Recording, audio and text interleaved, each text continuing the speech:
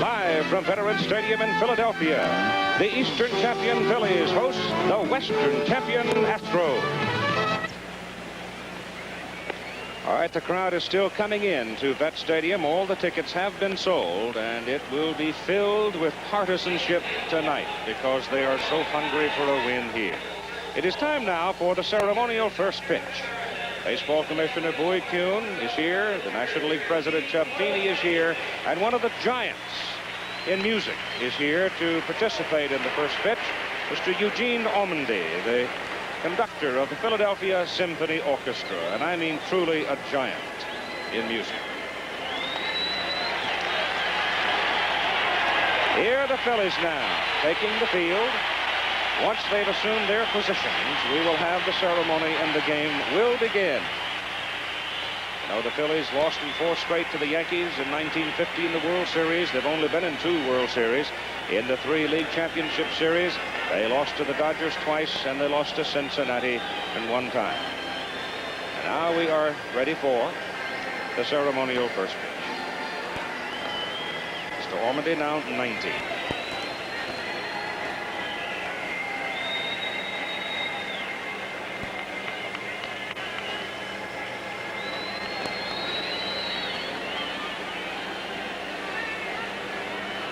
Many of you probably have never had the opportunity to see in person and listen to the Philadelphia Symphony. But with that right hand in which he just threw the ball to Bob Boone, he conducted for so many years some of the greatest musicians in all the world. And so we are now ready for the first game of the National League Championship Series. And here, the Houston batting order. All right, the batting order for the Houston Astros. Landeskog leading off. Enos Cabell batting second. Jose Cruz batting third. Batting fourth, Cesar Cedeno. And hitting in the 5th slot, the big man during the stretch, Art Howe. Gary Woods will be in right field with Carlton pitching. And Pujols will be the catcher. Lewis is a good defensive man. Craig Reynolds, the shortstop. And finally, Kenny Fosh, about whom Don Drysdale told him. All right, let's look at the Philadelphia defense. The veteran first baseman, Pete Rose. And then moving on to second base, a man who really solidified the right side of that infield, Manny Trio, will be at second base. The shortstop, the veteran Larry Bowa. This is a veteran Philadelphia ball club. At third base, having his finest year ever, Mike Schmidt. In left field, the Bull. He's done a lot with the leather, trying to pick it up with a bat. That is Greg Luzinski. In center field, Gary Maddox, always fleet of foot. And over in right field, also having an excellent year, Bake McBride. And a man who does all the catching of Steve Carlton, the veteran Bob Boone behind the plate. And a man who really should win the Cy Young Award in the National League this year, Steve Carlton on the mound. And you have to be ready, Keith, because he works in a hurry. There are some, Don, I suspect, that will also nominate this man for the MVP if these Phillies go on to success. I'm sure they will. And I think that, of course, when you get the 2 players like that, Mike Schmidt and Steve Carlton, why, that's awful hard to give Steve really both of them because Mike has had such an outstanding year. Leading off now, as Howard told you, Rafael Landeskog, then comes Enos Cabell and Jose Cruz. Joe Morgan has a strained left knee, and it was very obvious yesterday in the playoff game that Joe was hobbling. He will rest tonight and hopefully come back strong tomorrow. And Joe Morgan, in just a year, has asserted himself, his leadership with this ball club. Of course, when Joe Morgan walks into the clubhouse, there is a whole lot of respect that walks in with him from all quarters. A first pitch of the ball game from lefty Steve Carlton is low inside for ball 1.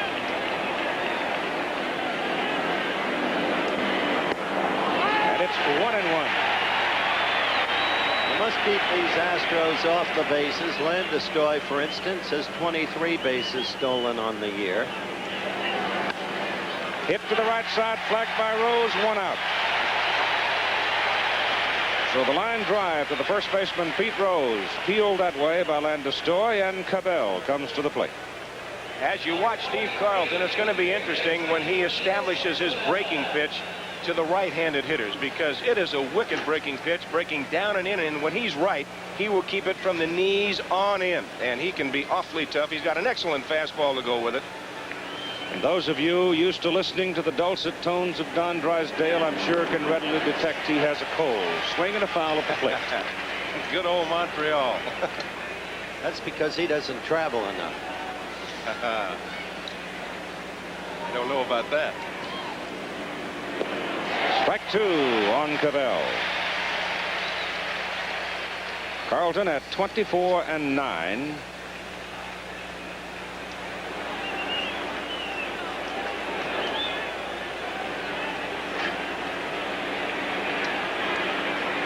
Inside. Bob Boone scoops it one-handed, and the count is now 1-2. I can remember doing the playoff games a few years ago and talked to Steve Carlton, interviewed him at Dodger Stadium, and when the game was over, before he came out to talk on the post-game show, we'll talk about that in a minute. Taboa at shortstop. High throw, he's safe. Error on the throw. Now we'll look at this again, but you hear the crowd immediately booing Larry Boa. There's a background to that will develop during the game. Well, Larry has been having a little trouble going to his right this year, but that is just an easy play. But he throws it underhand. The ball comes up and just takes off on Rose. It's just kind of like a little ruptured duck going across that infield. And Rose has no chance whatsoever because Cabell has excellent speed. We have a strain of liberalism showing up from the official scorer. He's given him a hit. You're putting me on. No. Well, They've changed it now. Came up on the board, hit.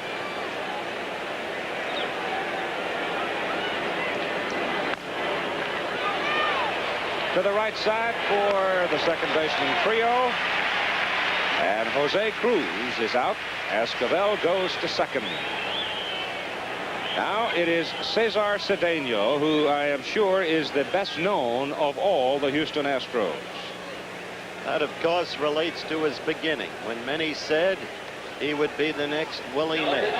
That's been said before. It was once said about a past Astro, Jimmy Wynn. That'll take a lot of doing and probably another few decades. if there's another Willie Mays around, I'm glad I'm not playing anymore.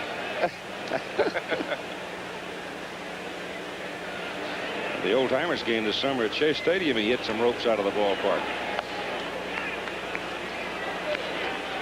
0-1 to Cedeno. 2 out, and Cavell is at second base.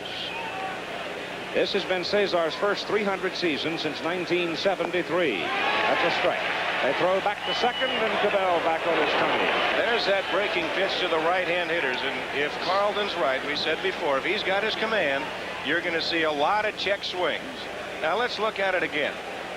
He's got an excellent breaking pitch down and in, and there's that check swing by Cedeno, but he went all the way around, and a good call by the home plate umpire, Bob Engel. They got a good group of National League umpires here. Boy, there's some super ones. We'll run them down for you just as soon as we have a chance. The 1-1 pitch is hit in the air, foul to the right side and into the crowd.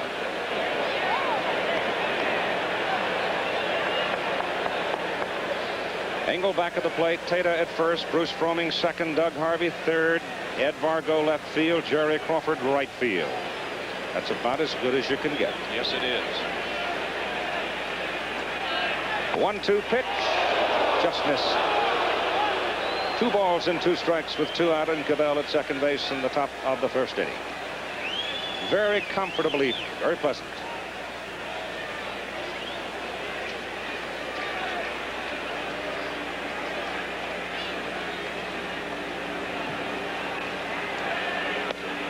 Carlton fires outside, and now we're at 3-2.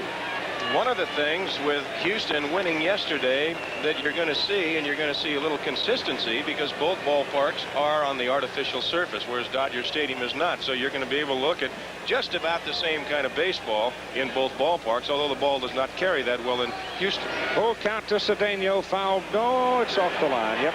I thought for a minute it might spin its way back and stay fair. Schmidt was right there, but it's fouled by a yard. Art Howe is on deck. It was Art Howe, the big story offensively yesterday for Houston in Los Angeles. He knocked in 4 runs. A nice story, too. Art Howe languished, never got in the playoffs when he was with the Pirates, even though the team was in. There's Art Howe. And he's had so many physical setbacks. Nice to see it come to him this year.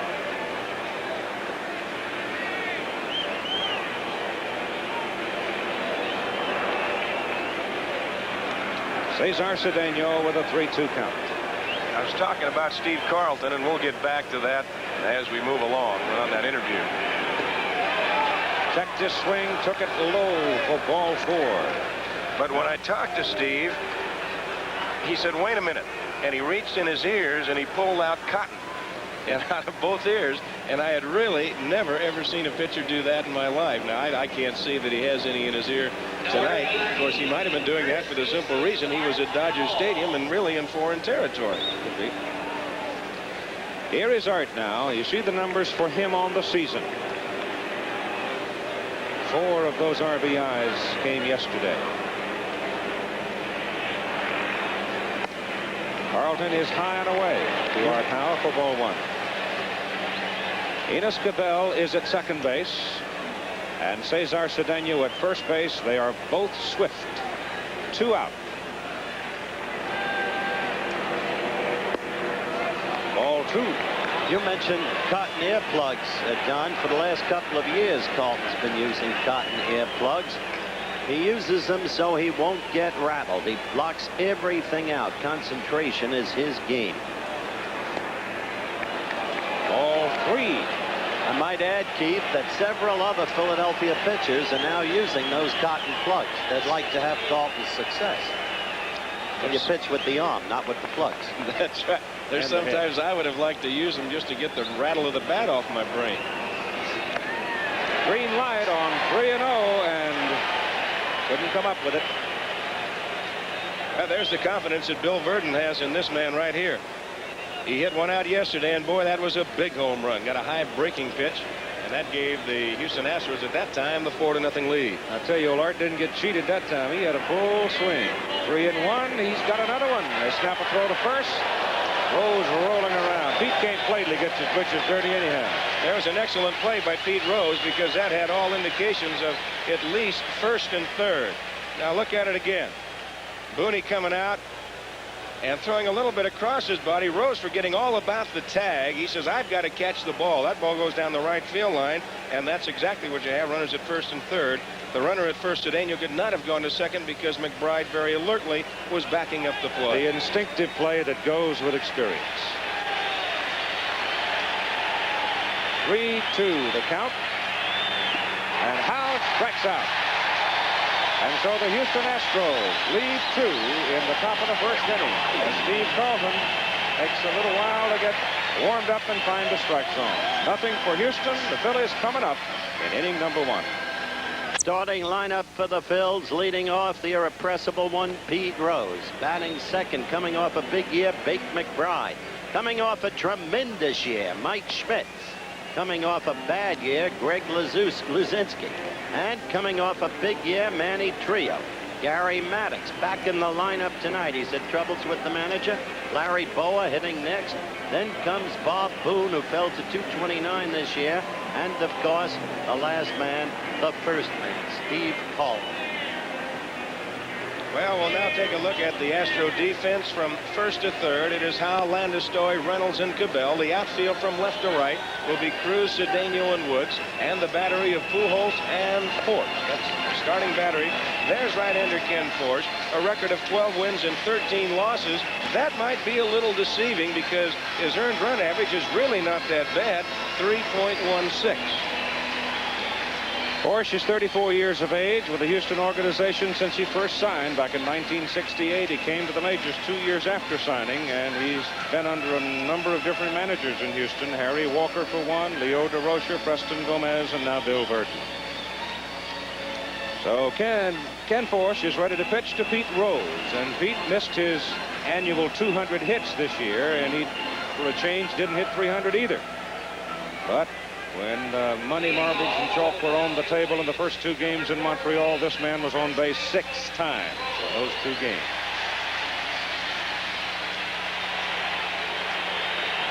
Luis Pujols back at the plate, catching Force, and the first pitch of the ball game by the Houston right-hander is high to Pete Rose for ball 1. That is the correct language pronunciation, by the way, Pujols.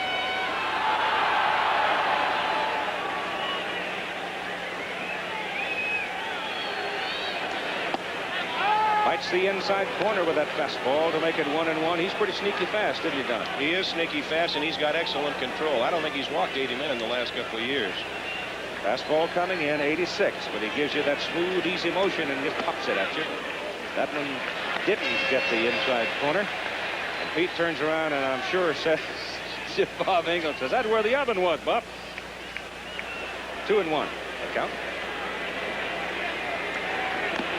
Foul right into Luis' glove. It's 2-2. Give you a little idea about Force. They call him the machine, and his velocity is pretty good. He really doesn't beat himself that much in reasoning because he gets the ball over the plate. He doesn't walk a lot of people. This year walked only 41 people. He worked in 223 innings. That tells you a little story right there. Rose fouls it away and the count holds at 2-2.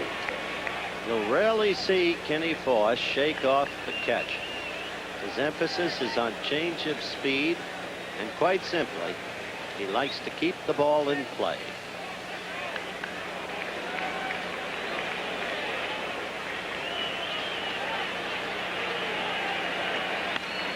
Fouled off again. 2-2. We've been doing quite a few of the National League games over the last few weeks, and a chance to look at these Philadelphia Phillies quite a bit. I believe, Keith, that this is probably the outfield that Houston puts out there. That's the shallowest of any outfield that we've seen so far. Yep. Really are shallow. That's popped up and it's again going to go back in the crowd on play. I would disagree, Mr. Drysdale. The shallowest playing outfield I have seen in the majors belongs to the Oakland A's. Well, the only reason I said that because I was talking about the National League. And as today, Oakland was still in the American League. I suppose. Under new ownership. Before Martin's done, he'll have him in both leagues.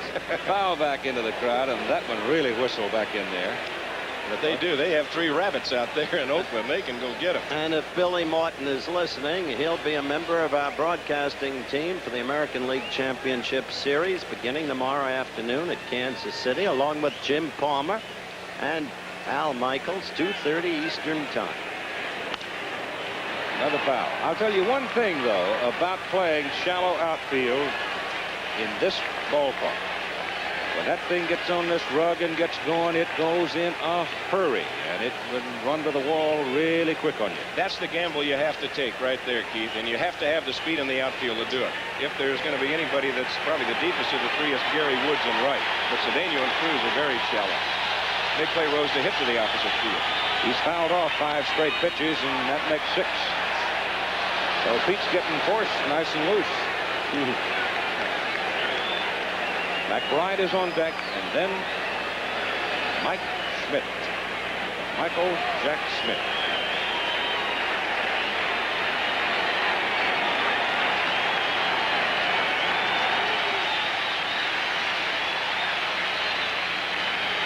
Two to Pete. Skips back. It is fouled off, however. Just nipped the bat. Boy, these kind of guys drive you absolutely wacky. You want to throw the rosin bag up there, your glove, cap, anything. Say, here, hit it, but hit it fair somewhere.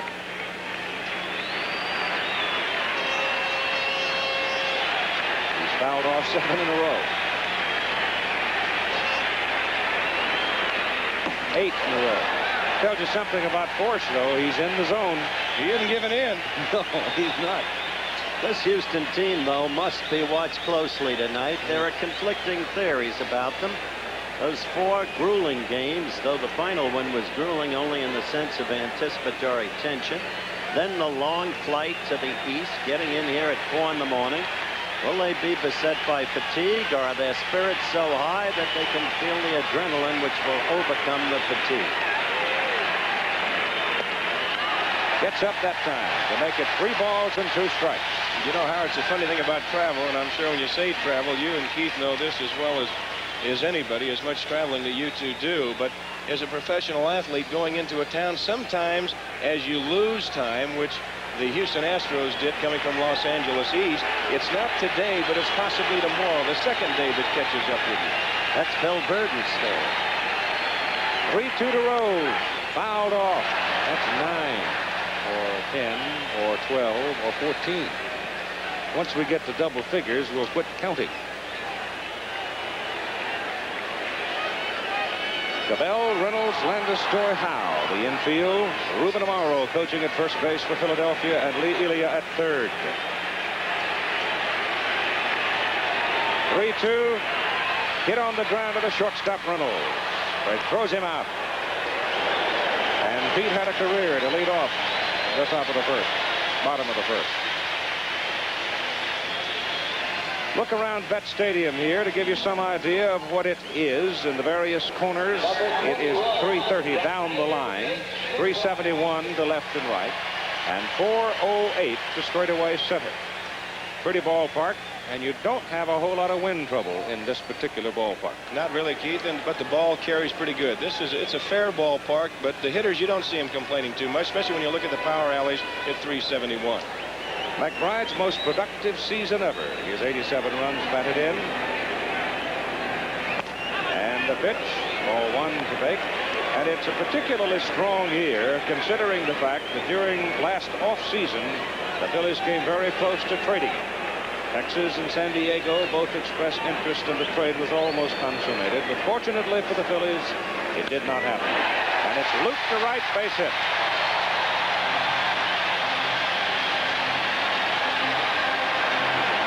When you've got a man that has the control factor of Ken Force, and here you get a standing ovation for Mike Schmidt. He's had himself quite a year, but he'll be the first one to tell you that if they don't win it, he said, it doesn't mean a thing.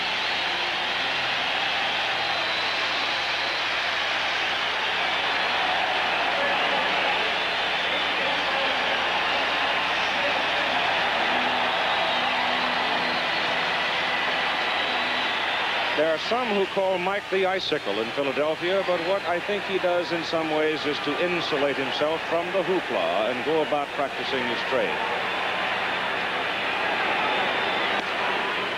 The man who hit 48 home runs to set a new major league record for third baseman this year takes the first pitch in there for strike one, and he hit, as you see, 11 of those big ones in the first inning. That's one of those records that may go unnoticed, and yet it's one of the hardest ones to establish, I think. Eddie Matthews had 47 in the American League. Al Rosen hit 43 and 53, and that still stands. The bat one. A one-strike count on Mike Schmidt with Greg Luzinski on deck, one out, and Bake McBride at first, and the count is 1-1. When you get against a pitcher like Force, as I started to say just before McBride got his base hit, it's the same like Robin Roberts or Warren Spahn or people like that that have real good control. You may as well go to swinging. They're not going to really throw too many balls. They're not going to walk too many people, and you don't want to really give them that chance to start working on you. McBride gets a foot on the rug. Schmidt takes the pitch low and away. Now let me tell you a little subtle nuance about Force on the mound. During the course of the season, base runners have been successful stealing 21 times against Force. Only 6 of them have been caught who tried. So 21 out of 27 were successful. He takes a little time getting rid of it. But there are some rabbits in this National League. The pitch is high to Schmidt. The count, 3 balls and a strike. Meanwhile, he's throwing a lot of pitches for the first inning. It took him 16 pitches to dispose of Pete Rose. This accumulates, catches up with you in the middle innings. It can take it a little bit out of you, Howard. Of course, somewhere along the line, you're liable to get an inning where you throw maybe 5 or 6 pitches and get out of it. You hope for those. This will be his 23rd pitch.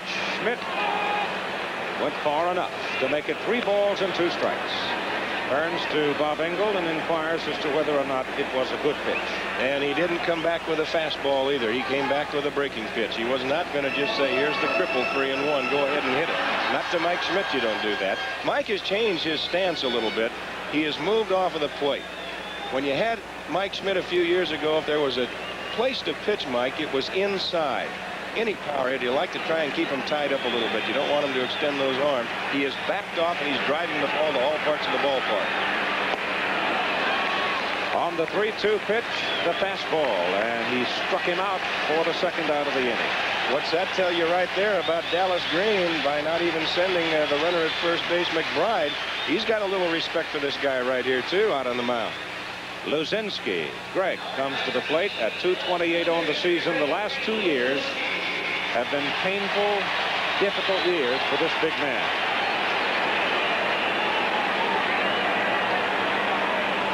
Don't make a mistake, though. Not with him. Foul back to the screen. He came 20 pounds lighter this year to spring training. He had worked very, very hard with Billy DeMars in the offseason. Surgery on his right knee. He was out for 45 games. That dimmed his hopes for the season.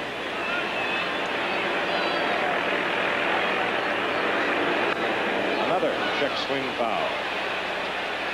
So the advantage to Force. I think Greg is very happy. He's not happy with his batting average, and that, as we said, 228. But he certainly is happy with the way he's played the outfield. He's moved around very well out there, and he's become a pretty good defensive outfielder. He's made some fine plays for this Philadelphia ball club. McBride at first.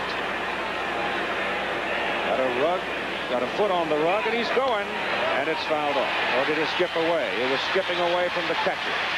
Luzinski did hold in time. And it's McBride at second with his stolen base. Boy, he had a jump on fourth. He had a jump. He couldn't have thrown him out with a shotgun right there. No way. But there are 2 out, and the important man for Force right here is Luzinski.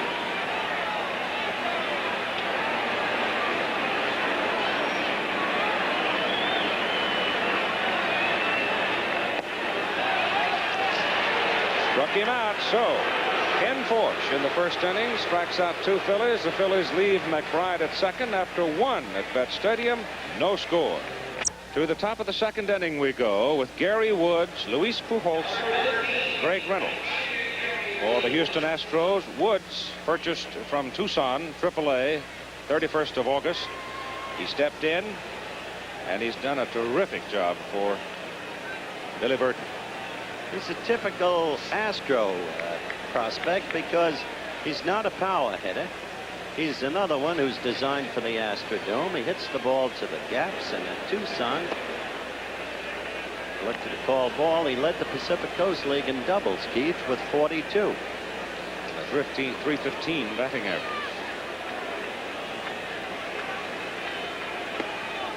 That's on the inside corner, which gets a concerned stare from the hitter Woods. 1 ball and 1 strike. That's foul. Bob Lillis is the third base coach for Houston. Jesus? No, it is not either. He's over at first base. That's Don Leppard over at third. Leppard, yeah. There's Bobby. That's Bob Lillis. The flea, they call him. Alou is not out on the coaching lines.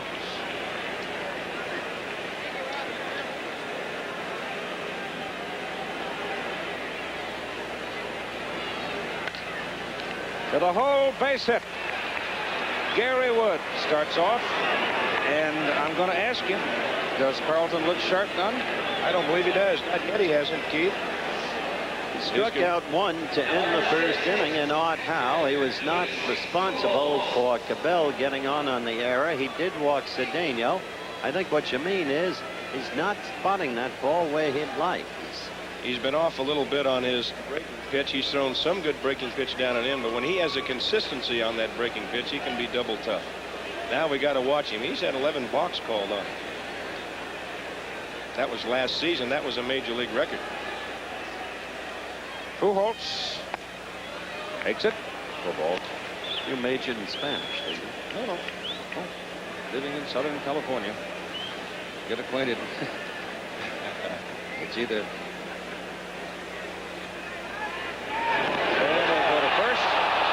Woods diving back in. He's close. You got to keep an eye on that left-hander's right leg. It can't come behind the rubber. He holds a little bit, which is very smart for a left-hand pitcher. Ball is fouled off, back, and in the crowd. If you're a runner at first and you get a left-hand pitcher out there, you just can't commit yourself that soon. Had a little trouble with Don's microphone. We'll fetch up a new one for him here in a minute. That's fouled off on the right side, out of play.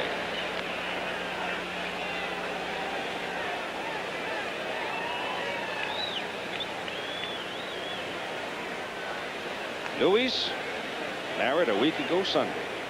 Got a chance to put some shekels in the bank. To the third baseman, over to second, one, and that's it. Woods went looking for Trio, and he's big enough, sort of takes him out of the play with no chance on Pujols. Well, Mike Schmidt knows that he has it on the short hop. He's got one play. That's to Manny Trio at second base. And the runner, Woods, staying within his legal sliding rights. And the second base umpire right there, Bruce Fromming, to make the call. You've got to stay within that body length. Greg Reynolds came over to Houston from Seattle. He's been under, in fact, it was under 200 in his batting average the first 3 months. Went on a weight program over the winter, wanted to extend his strength with the bat, become a little stronger, get a few extra bases, but it really didn't work for him. He hasn't done terribly well against lefty Carlton either, has he? But then he's got a lot of company. Big Bender inside. He doesn't have Alan Ashby's out. Alan is benched tonight. Lefties destroy him by his own admission. In fact, he started this year going back to switch hitting, but he has no confidence at the plate hitting right-handed.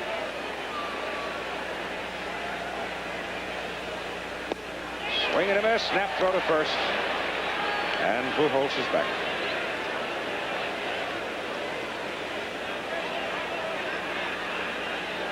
The pitcher, Forsch, is on deck for Houston. Astros up, top of the second inning, no score in the ball game. 2-1 the count now to Craig Reynolds. The Astros shortstop. 2-2.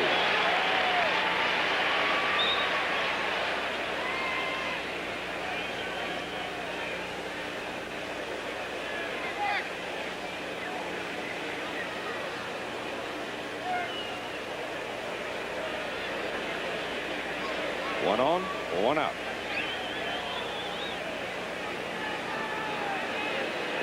Got him.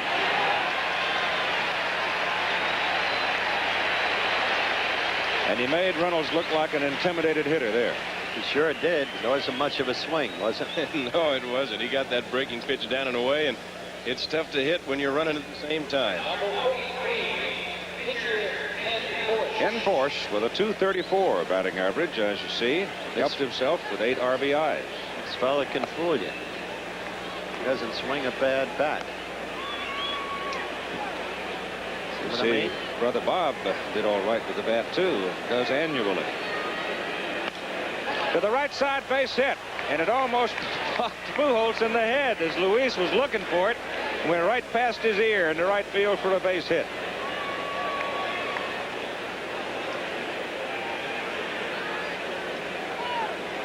Well, Carlton gets the pitch up over the plate, and all that Force does is lay the bat on the ball. Pujols can't go to third. He knows that. He lets the ball go by, and he just advances 90 feet. So the Houston starting battery is on the bases. The catcher at second, the pitcher at first, with 2 out. And here's Rafael Landestore coming up for the second time against Steve Carlton.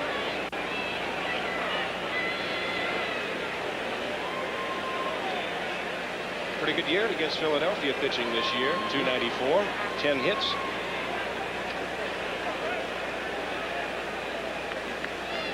So in the first 2 innings of play, the Astros have had 2 runners on in the first and again here in the second. That's tapped to Schmidt. Schmidt goes easily to second to Trio to get Force coming down and retire the side. The Astros have now stranded 4 after 1.5. There is no score in Philadelphia.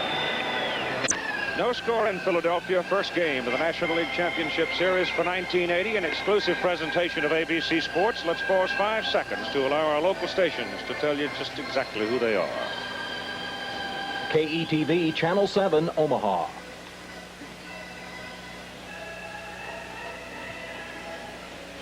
Ken Forsch is on the mound. for the Houston Astros to pitch to Manny Trio, Gary Maddox and Larry Boa. His brother Bob is a right-hander for the St. Louis Cardinals. Kenny has a box of T-shirts, and he wears them regularly, saying, "I'm not Bob, I'm Ken." He threw a lot of pitches. As a matter of fact, Pete Rose fouled off, I think it was 10 of them before he finally got him to lead off the bottom of the first inning. McBride singled against him, stole second, but then he struck out Mike Schmidt swinging and Greg Luzinski swinging to end the bottom of the first. He's thrown 28 pitches in the ball game. That is, he threw 28 pitches to the plate in that first inning. That's a lot. It is. Philly fanatic roaming the crowd, having some laughs. Trio at 292 on the year. Solid man, but he did drop a little pop in that Montreal circumstance. It got him all excited, and there's a long drive hit to left field. Cruz back and makes the catch, and there is a perfect example of why the Astros feel they can play a shallow outfield. Really quick in the outer defense. This telecast presented by authority of Major League Baseball, intended solely for the private non-commercial use of our audience. Any publication, reproduction, retransmission, or other use of the pictures, descriptions, and accounts of this game without the express written consent of Major League Baseball is prohibited. Now, Keith, here's Gary Maddox. Some wondered if he'd start tonight. He didn't start any of the last 7 games of the season, and that caused a breach with his management. That's fouled off. We were here a week ago Sunday in a ball game won by Montreal. Maddox lost the ball in center field in the sun. Did not make the play on it, and it was part of a big outburst by Montreal that led them to the easy win. Gary took some heat for that. Of course, many of you remember the ball he dropped against the Dodgers in the playoff series. That is high and shallow to left for Cruz, and Jose has 2 putouts. Dallas Green said following the ball game that Maddox did not use sunglasses on that day, and that's a prime reason why he got a little heat not making the play. But when things ultimately work out, and the sum total is the bottom line, the Phillies are in the playoffs. Maddox is in center field tonight. Larry Boa, the shortstop, up with 2 down. That's foul. Well, just going a little bit further on that about Dallas Green. Dallas has really set his own standards as far as coming in the managership this year. He knows that he's got a job in the front office. That's where he came from, and he did a very successful job there. He set up his own thing. There's Dallas. And he said, "You're going to do it my way, guys." That's all there is to it. In the hole, punched to left by Boa for a base hit. Cabell made a diving try, but couldn't reach it. And I think that's the only way that you've got to be, because how many times do you see it written in the paper? You look at the fastball out over the plate, Boa just sprays it around and hits it by the third baseman Cabell. But everyone, it's the old cliche that people have said, the writers have written, the broadcasters have talked about. You don't fire 25, you fire only 1, and that's the manager. And I think Dallas felt, if that's the way it's got to be, if I'm going to go, regardless of what happens this year, we're going to go doing it my way, and I don't care how long you've been here. This is the way we're going to do it. It's not an I team, it's a we team. Bob Boone, Philly catcher, at the plate, and they pitch out on Boa. Ball 1. Well, the players have strong feelings about Dallas Green. You'll hear some of them, I trust, during the course of the contest, if situation and time permits. Permit, plural. Punch to the right side for a base hit. The Phillies' attack right now looks like Houston's. 2 out and 2 on.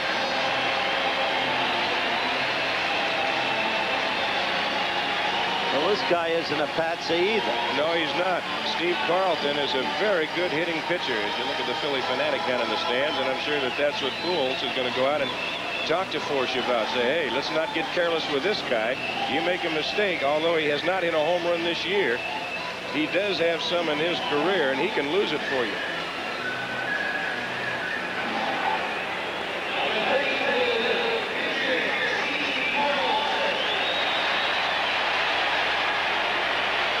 After Bob Forsch had thrown his 28 pitches in the first inning, the first 3 Phillies up here in the bottom of the second swung at the first pitch in this inning. So he's still in the strike zone, and he goes to strike 1 on Carlton. Well, that's what I was commenting on before, Keith, is when you have a man that has that kind of control, there's no need sitting around waiting for him. I mean, he's going to get 2 strikes on you if you do that. Then you hit his pitch.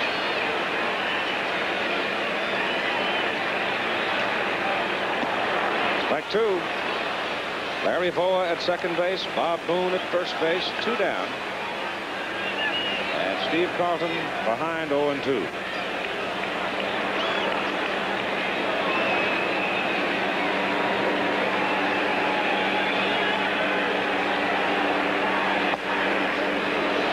Not quite. 1-2. Tried to tease him with a pitch just off the outside.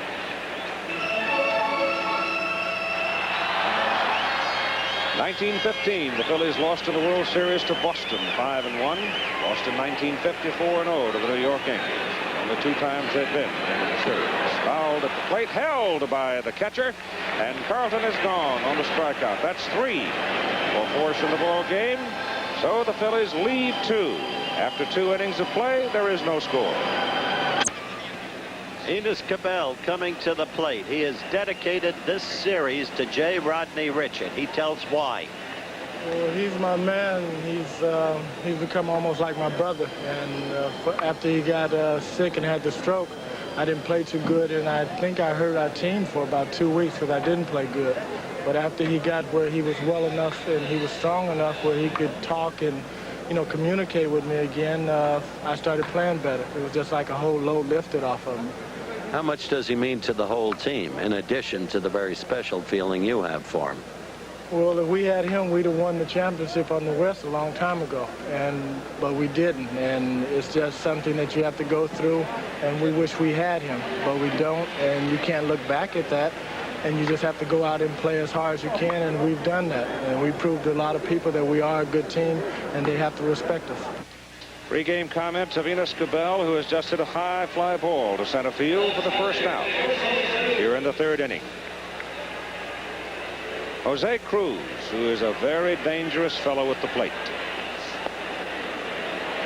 Pitch is low. Cruz at 302 and 91 runs batted in. He is a fine young athlete. Swing and a miss at that slider snapping off to make it 1-1. There's an old saying in baseball, and I think Jose Cruz fits it perfectly. You look to left, swing to center, and hit to right. You might look to right, swing to center, and hit to left. That's a good line. He does hit it everywhere. Everywhere. That's his trademark. Well, Little Chio. Use the lines, use the whole field, and you can be successful, and he certainly is. His manager says he's the team's MVP.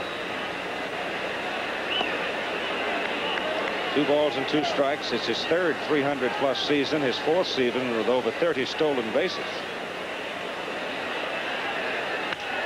Oh, ricochets it off Steve Carlton over to Pete Rose. Rose has no chance, and now is lefty all right. Apparently so. Stands there like a tall oak. Yes, Keith. As you look at this again. Well, the pitch was out over the plate. And here's a line drive. It was really down and away from him a little bit, but he got a glove on it. That's self-protection right there. Sometimes you can't hide out there on that mound. Rose just picks it up and has no play. You mentioned that Bill Burden thinks Chio Cruz is his most valuable player. Maybe Burden, such an understated man, has been one of the most remarkable managers you could ever want to see this year. The way he held his team together for yesterday's game, Keith, after losing 3 in a row, was really proof of his leadership capacity. I don't think he raised his voice in the whole 24-hour period until it was done. Cesar Cedeno, the hitter, the number 4 man in the Astro order.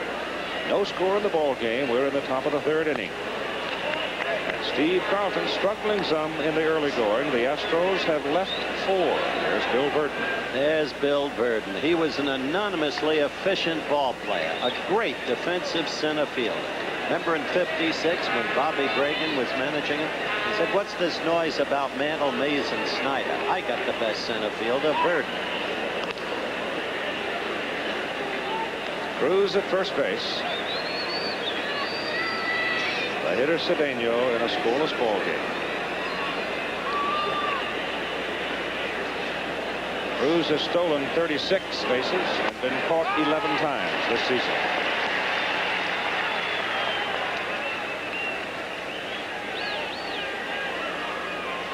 There were some people before the issue was decided, and I think you could conclude me among them, figured that if Montreal and Houston did in fact get together in the championship series, you were headed for a track meet. The way those two teams were. With LaFleur in there, 97 he wound up with. That's called foul. On Sunday, he came in as a pinch runner in the final game of the season. He promptly stole on the first pitch second base, and on the next pitch third base, and came out. He had 97.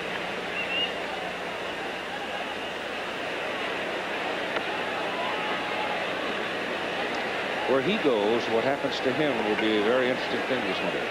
Something's going to happen. 1-2 the count to Cedeno. Howell at the plate. This is not a sharp Steve Coleman. He's left 4 runners on base the first 2 innings. There's a runner on base now with 1 out. But he may find it if he can keep getting away with it in the early innings. He doesn't have his real good velocity, Howard. The move to first, Don, discuss it. Well, he's got that high leg kick. Excuse me, as I said before, he can't come behind the rubber. But what he does is hesitate, and you've got to give him time to commit himself. There they go. Runner goes, pitch fouled off. So a little running and hitting. How is it that a pitcher like Coleman, with the great smoke, suddenly on a given day or night can't get the usual velocity? Well, it might be 304 innings pitched prior to tonight's game, Howard. He's worked a lot. I asked Herm Starrett about the fact that he's had quite a bit of rest since his last start. And there's Herm sitting right there next to Dallas Green. And Herm said, well, he has no history of having any trouble after an extra day or 2 off. He does not throw between starts either, which is another of his unusual traits. I think the longer you go along, that's overrated too.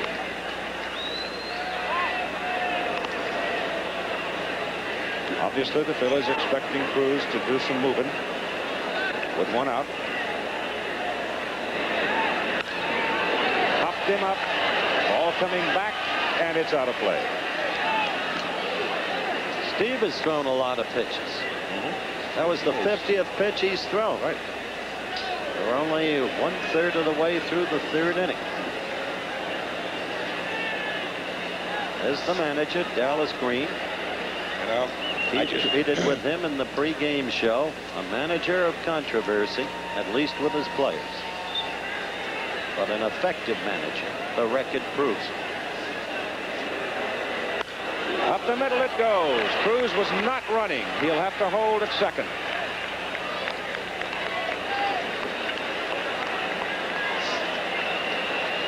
I think Dallas Green would be the first one to tell you right now that my man Lefty does not have his real good stuff tonight. He just does not have velocity, and he does not have location. When you put those 2 things together, all it does is, you're in trouble is right. It means one word: struggle. There is Burden. You'll never see the facial expression change. He struck out Art Howe. One of his 2 strikeouts. First time up. This is a towering fly ball to the right side for the right fielder, Bake McBride. Cruz bluffs and doesn't go, and McBride's strong throw is evidence of why Jose did not try to move up. 2 down. And right alongside Billy Burden, there's yesterday's winning pitcher, Joe Niekro. Boy, wasn't he? He was something special yesterday. Now they'll know me as well as my brother.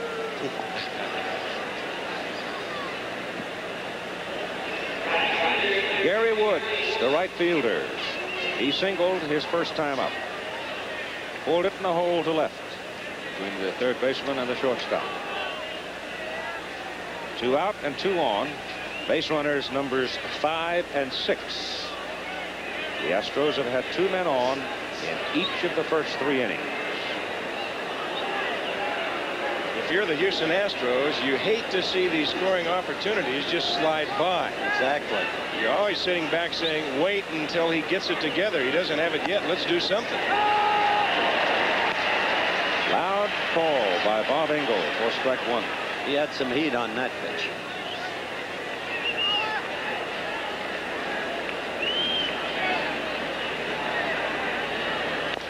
Foul. Strike two.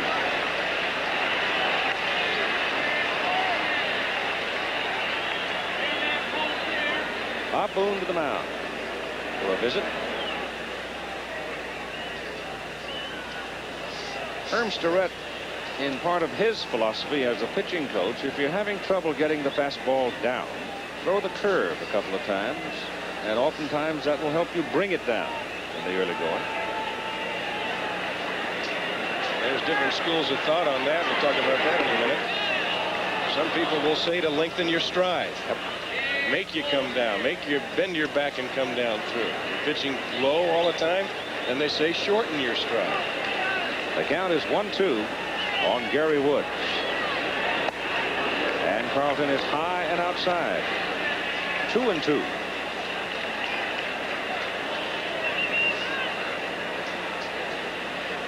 There's a pretty good stat right there.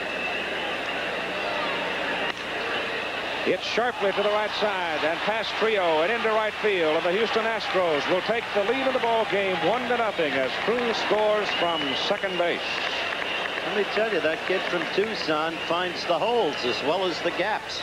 In all honesty, I believe that ball has got to be caught. Yep, I think he should have made the He play. kind of gave it a little Ole shot to the left side. He can get over there and make a much better play. That ball is hit hard, and you see that he just kind of gave it a howdy-do shot, and all of a sudden he finds himself a run down.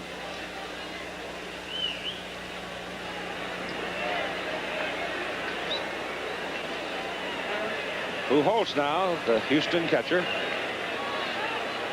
Luis aboard on a fielder's choice his first time. And Carlton's pitch is up high. The Astros lead 1-0 in the top of the third inning. And we've got movement in the Philadelphia bullpen. But so far, no one throwing. That's fouled off.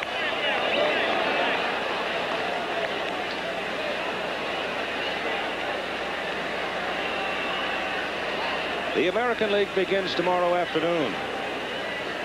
Yankees in Kansas City. One more dance. Swing and a miss by Pujols. It'll be at 2:30 Eastern Time. And you'll see it right here on ABC. Billy Martin, Jim Palmer, Del Michael. Sharply, Schmidt plays it well, whips it over to second, and they get the third out. But the Astros have put themselves on the scoreboard to lead in the middle of the third, 1-0.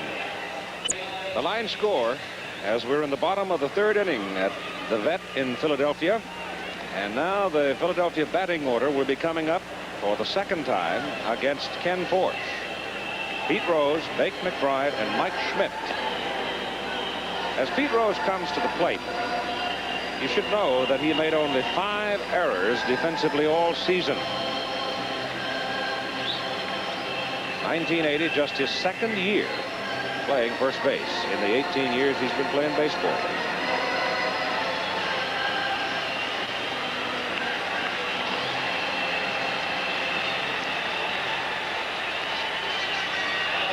Pete out to the shortstop after fouling off 10. In for the second time tonight.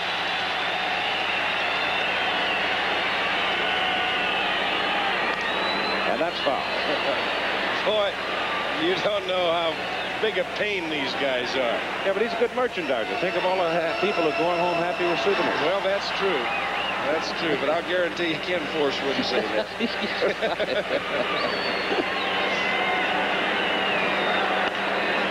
Sharply, second baseman stops it. But Landis-Story can't play it. Base hit, throws. Coming up to bat, Bake McBride singled the first time up. Before the game, I asked Bake to tell me what he thought of his manager, Dallas Green.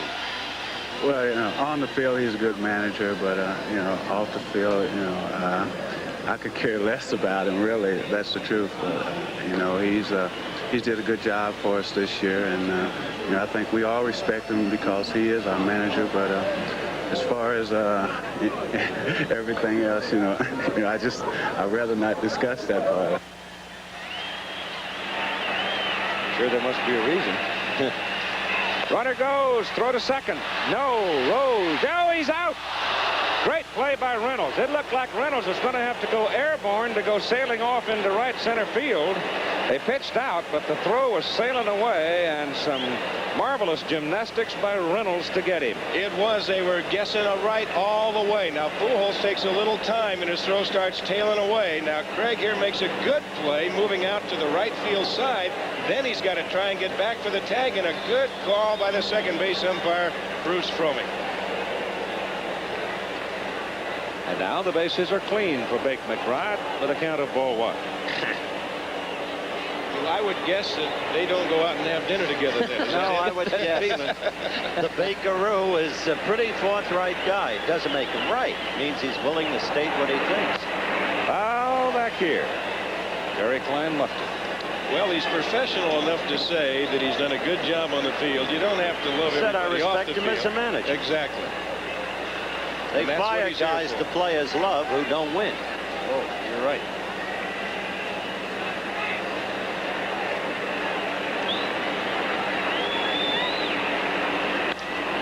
That's fouled away, and your count is 1 ball, 2 strikes on McBride. There's an interesting addendum to that conversation that we may get to.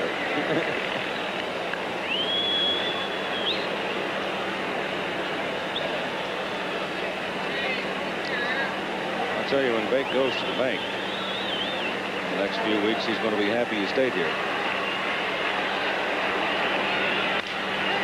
That's a big bouncer to the shortstop, Reynolds. And 2 down.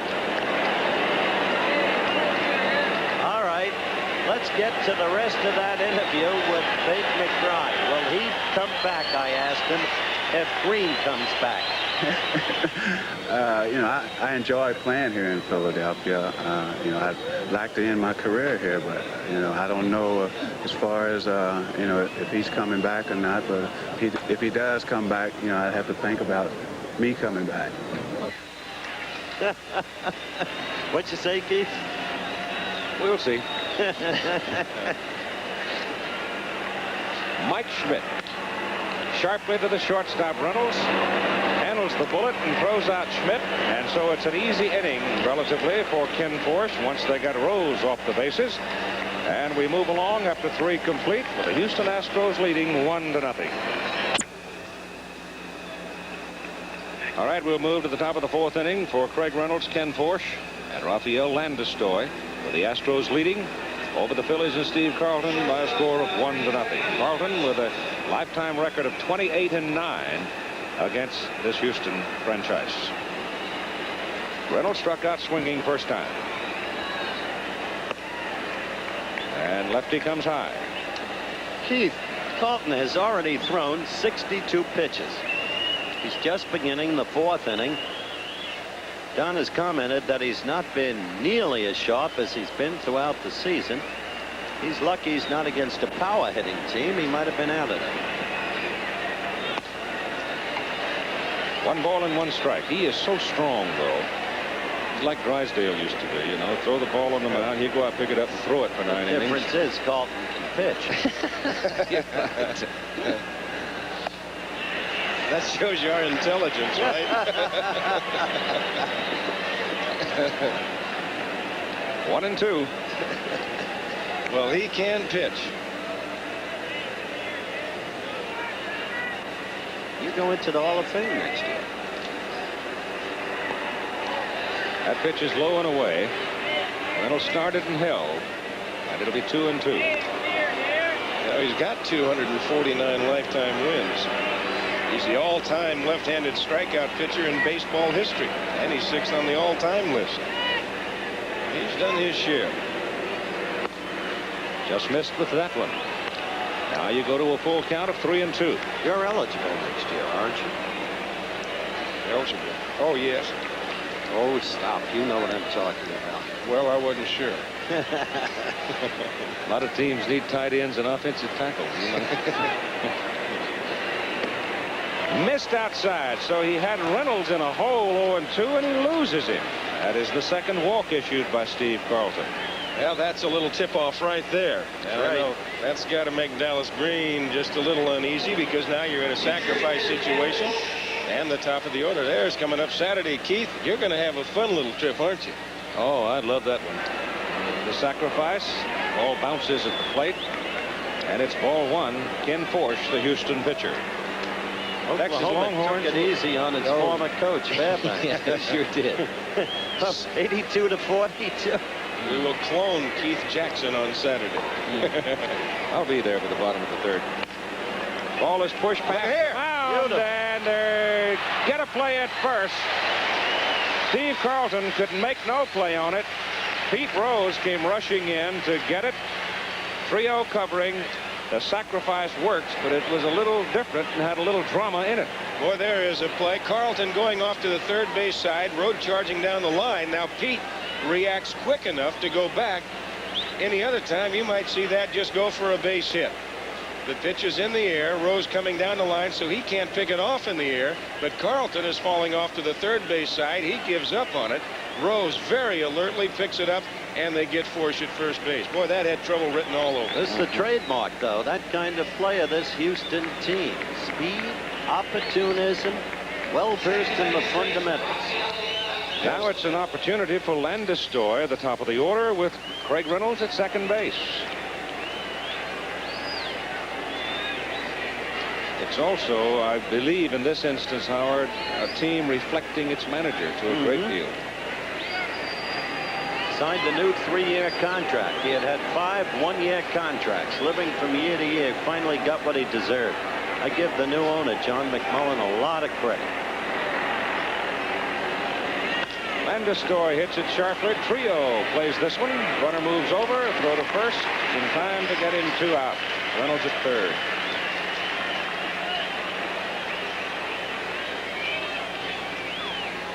See that lefty Carlton has handled the Astros over the last 5 starts handily. He's been dominant, as a matter of fact, but he's struggling against them tonight.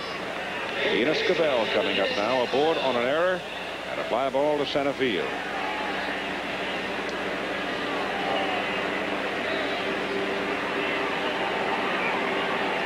Houston leading 1-0.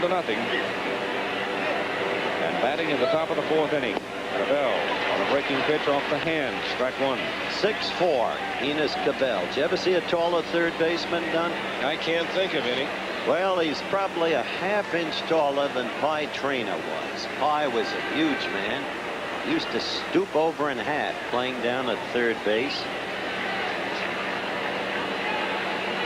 Of course, Cabell's not in Pie's class. He's a Hall of Fame. Was a Hall of Famer a long time ago. I watched Frank Howard play over there in batting practice. He may be playing there for the Padres. We'd like to congratulate Big Hondo. I think that's great. Frank Howard, the new manager of the San Diego Padres, and we wish him all the best. Again inside took Cabell to make it 2 balls and a strikeout, walking along with Jerry Coleman before the ball game tonight, and Jerry looked absolutely happy to be back in the booth broadcasting. Not only that, he even said hello to Raleigh Fingers, who's here. That's right, he did. Foul back to make it 2-2. Jerry said it's great on the field. He says, but that clubhouse kills me. 75 pitches now for Steve Carlton, and we're in the top of the 4th inning. 2 out. Craig Reynolds off third, and Cabell hits it sharply towards center. Flag down by Trio. Great play by Manny. Ooh.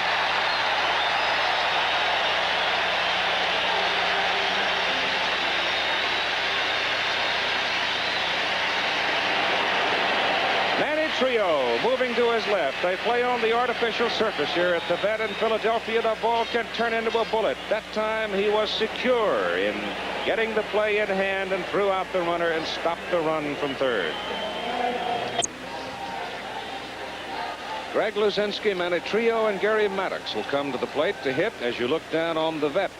in Philadelphia from our camera aboard a helicopter over the city. It's been a relatively clear 2 days that we have been here so far. The weather quite mild, dipping down into the 40s at night.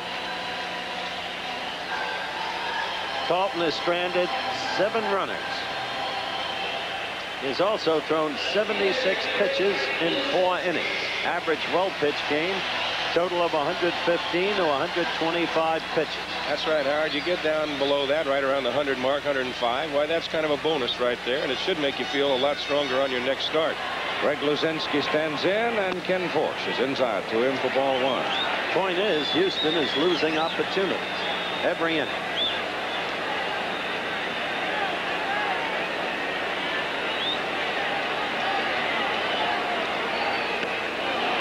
Snaps it outside. Luzinski misses. 1-1.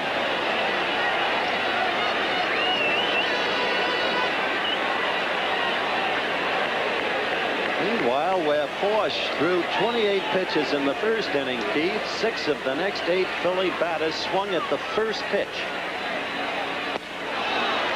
1-2.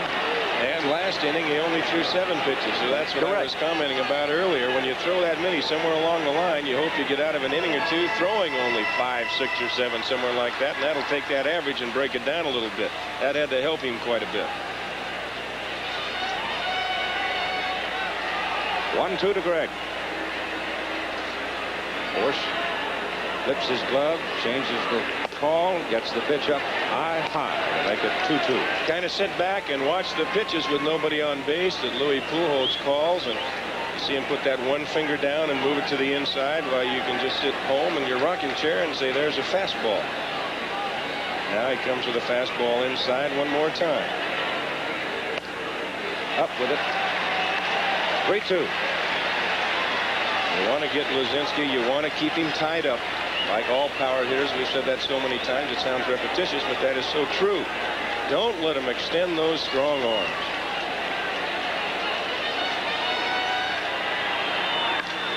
High fly ball out into short left with the shortstop Reynolds dropping back and making the catch. Howard, you made an interesting comment a while ago when you talked about the Houston Astros letting opportunities slip by, and that is very true, especially against a man like Steve Carlton. They've left 7 men on base through the first 4 innings. But on the other hand, you've got to look at that man on the center of the diamond right now, Ken Forsch, and say, Kenny, somewhere along the line in your major league career, you're going to have to beat somebody 1-0. Now, he's done that before, and he's certainly capable of doing that tonight. Matty Trio up. He and Bank McBride have been the most consistent hitters for the Phillies in 1980. And he hits it in the air to the right side. It's curling and going to the corner, the right fielder, and it's in the crowd. Gary Woods went right to the wall looking at it. Carmichael would have caught it. The best news I've had is the Army-Navy game is going to be played here in this building. Yeah, that's a felicitous change. Oh, instead of in the old stadium behind us. Some of my coldest hours have been across the street. 1 strike on Matty.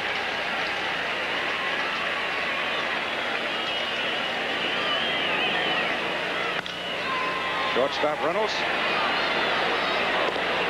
2 down.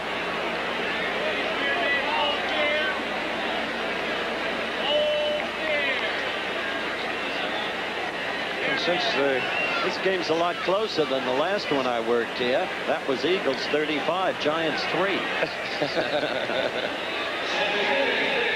Philly fanatic. Underneath all of that is young David Raymond. Tubby, son, football coach over at Delaware, a few miles from here.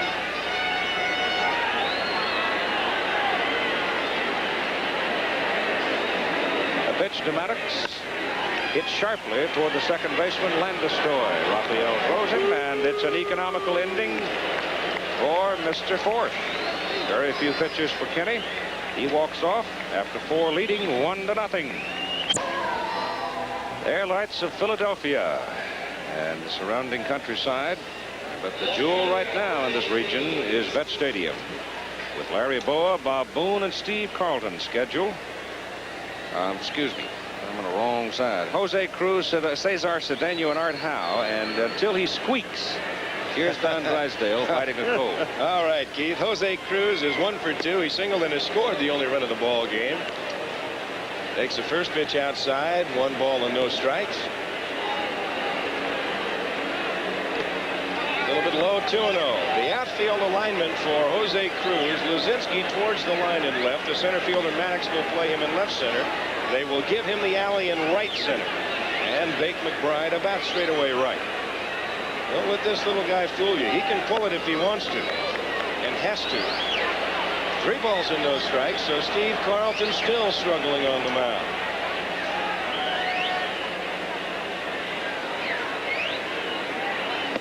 There's the strike, and the count goes to 3-1. It was in a wild extra inning game that I'm sure the Los Angeles Dodgers can sit back and think about this winter. That Cruz hit the home run to beat him down in the dome as he walks on ball 4. Carlton still looking for trouble. Cruz, a hard-nosed ball player.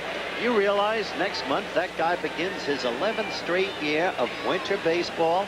Add that to spring training every year, then the long season. Oof. I don't know how he stands it. I really wish I could do it for that long. I really don't. It used to be kind of a trait to where a lot of the players that would do that in the past, they would get a little tired at the end of the year. But Cruz has had a fine year, hitting .302. He's at first, to third base on balls issued by Steve Carlton. And here's Cesar Cedeno. He has walked and singled. He's 1 for 1.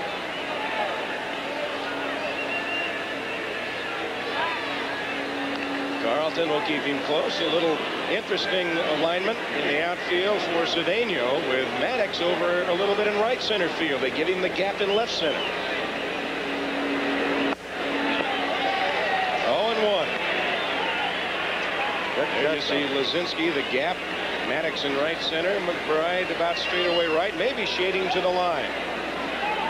It could be the book on Cedeno. We're going to move the ball outside. If he hits the fly ball out there, it's going to be to the right side. Scouts over the last few weeks have been working feverishly night and day, not only for these 2 clubs, but for every club that had a chance to be in the playoffs. Yeah, this year the scouts earned their money. Boy, a lot of people to scout. There was a lot of them. They were all over.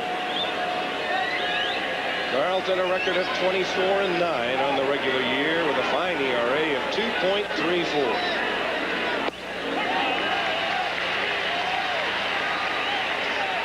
Put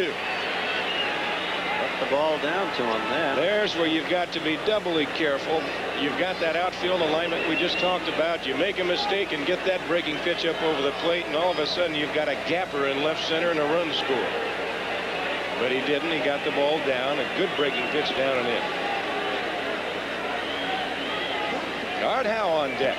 1-0 Houston. We're in the top half of the 5th inning. Up the middle, Trio to Boa for 1. To first, the double play. Taylor made all the way. Took Trio right to the bag. Well, very quickly, 2 gone as you look at it one more time. And as Dunn said, it was tailor-made. Short flip to second. Ball took a perfect bounce for Trio. Into Boa and on over. And Cedeno, a speedy runner, but running from the right side. Caught by a step. Well, very quickly, 2 outs, and Art Howe stands in. He's 0 for 2. Ooh, got a high fastball. Gary Maddox has an interesting theory on Howe. He said against left-handers, Howe hits to the right side, and against right-handed pitchers, Howe will pull the ball. And that's where Maddox is playing, right center field, and that's exactly where he hit it to right field. There's McBride. And Houston has gone in the 5th inning. We're through 4.5 at the halfway mark. It remains the Houston Astros 1 and the Philadelphia Phillies 0. We're back at the Vet in Philadelphia as we go to the bottom 3 in the Philadelphia order. It'll be Larry Boa, Bob Boone, and Steve Carlton in that order to face right-hander Ken Force. Houston a run on 5 hits, no errors. The Phillies no runs on 4 hits and 1 error. Boa singled his first time at bat, hitting .267. He finished the year with that number, 2 home runs and 39 RBIs. Really not had a lot of success against Houston pitching. First time up, slapped the ground ball, a little semi-line drive by the third baseman. That was Enos Cabell.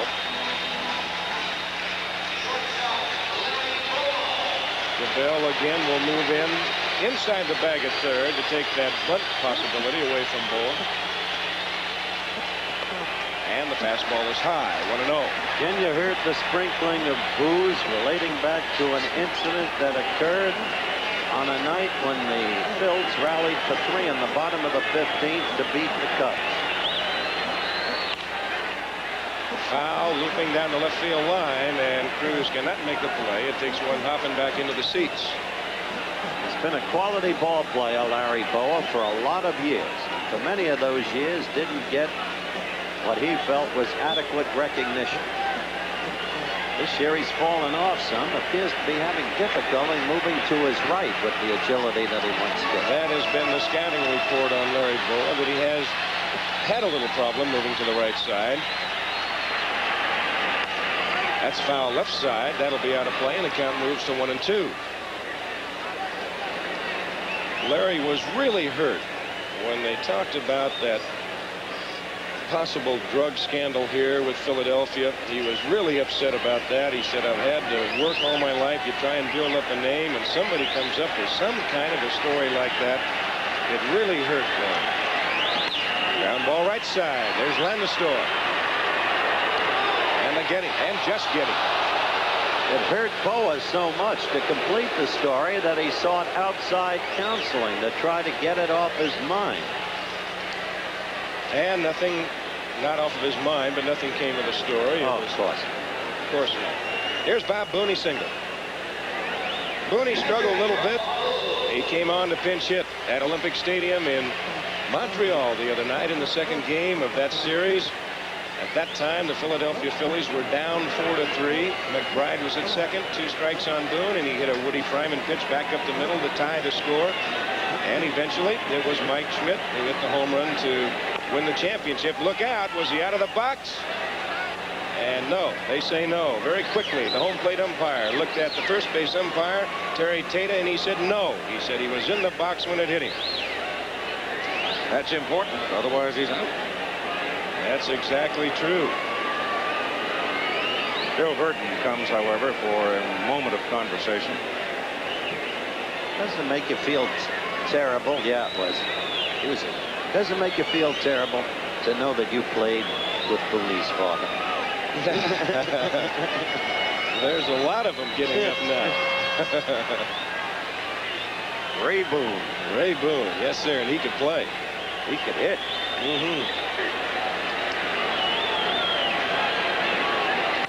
Hit hard, a great play by Cabell. Gets up to throw him out. Well, he sprawled 6 feet 4 inches across the dirt part of the infield there. You know what's developing here, though? It's one of those instances where you begin to think that these Houston Astros can fly all night and all day, sleep an hour, roll out of bed, and play a 1-0, a 2-1 ball, one runner of any kind. It was on the carpet just behind the dirt. Plays like that, keep them close. Well, there's 2 gone, and here's the pitcher, Steve Carlton. Still 1-0 Houston. We're in the bottom of the 5th. You've got the kind of team Houston has. You need great defense when you have the absence of power. Well, that's true. It goes back to that old theory of pitching, speed, and defense. A little low. The count goes to 2-0. Carlton struck out his first time at bat. He left a couple of men on. That was in the Philadelphia second inning. Houston's playing baseball much like the Dodgers played it in the early 60s.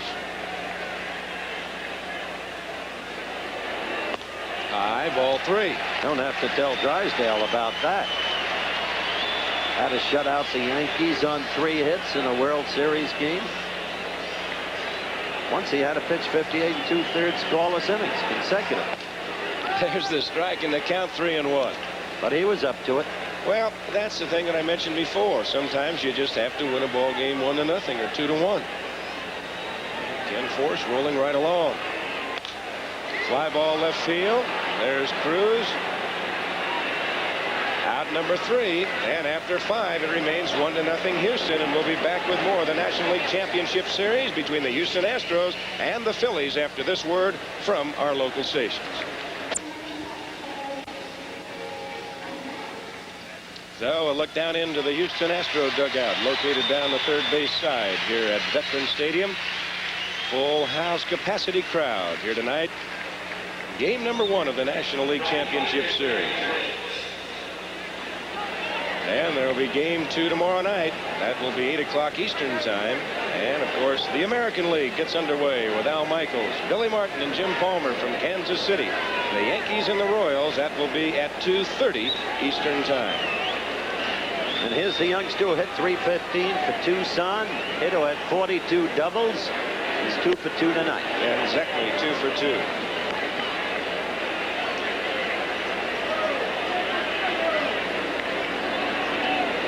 Could lead you to think about one thing.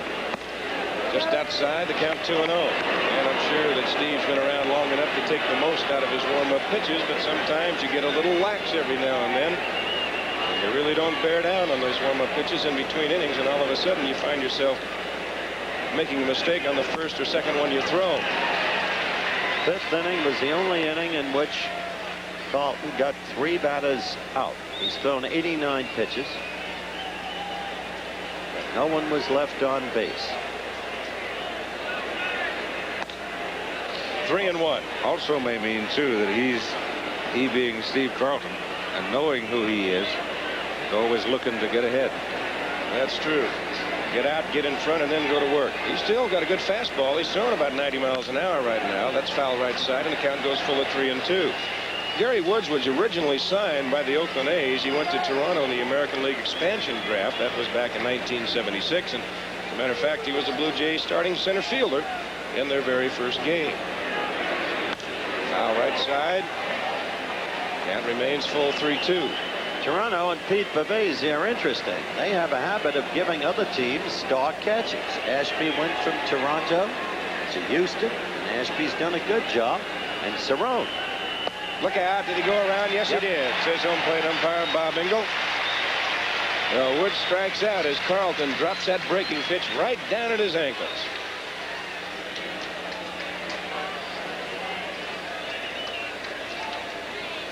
Right there, and he tried to hold up, but he couldn't. That's that good Steve Carlton breaking pitch. Well, that's only his 3rd strikeout, which is not a typical Carlton game. No, it's not. Louis Pujols is 0 for 2. Hit into 2 fielders' choices. Foul right side. That'll be out of play, and the count is 0-1. The crowd is 65,277, which is the largest baseball crowd ever in the state of Pennsylvania. Well, that's an excellent crowd here tonight at the Vet. They haven't had too much to cheer about. Houston on top 1-0. And away, and the count goes even at 1-1. 1 ball, 1 strike to count. There's the crowd here at the Vet. Coming down the third base line over the Astros dugout.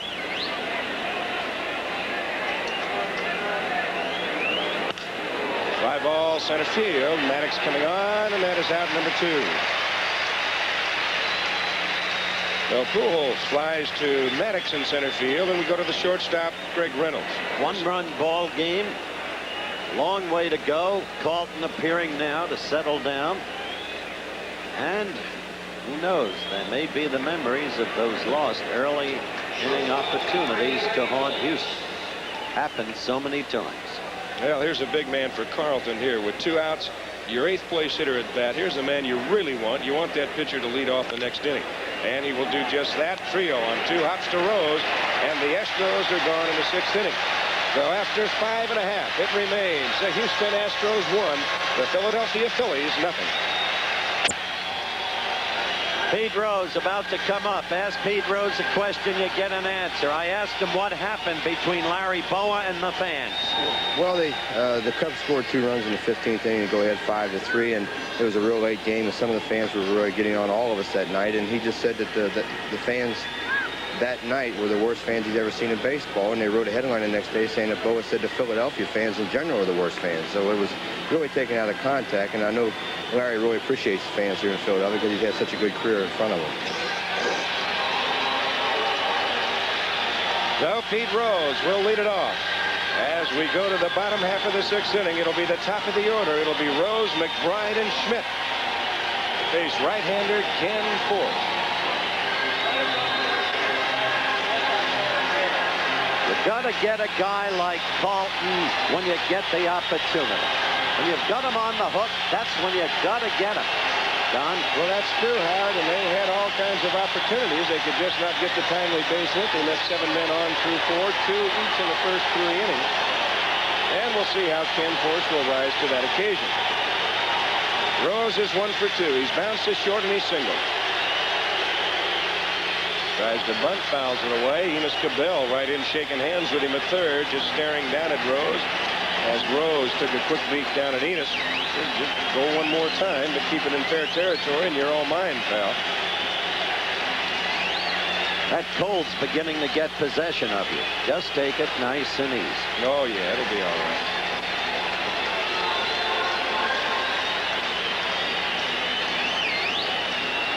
A run on 5 hits, no errors for the Houston Astros. No runs on 4 hits, and 1 miscue for the Philadelphia Phillies. Fans for the first time tonight starting to come alive. They want to see something happen. They've seen it too many times where it's turned out on the negative side. Breaking pitch low and the count 1-1. Remember the night they got to Bert Hooton?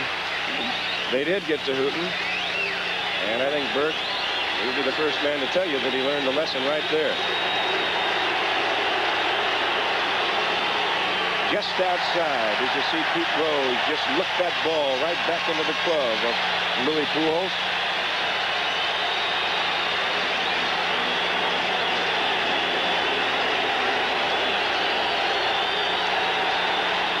Pop foul, left side, out of play. The count 2-2.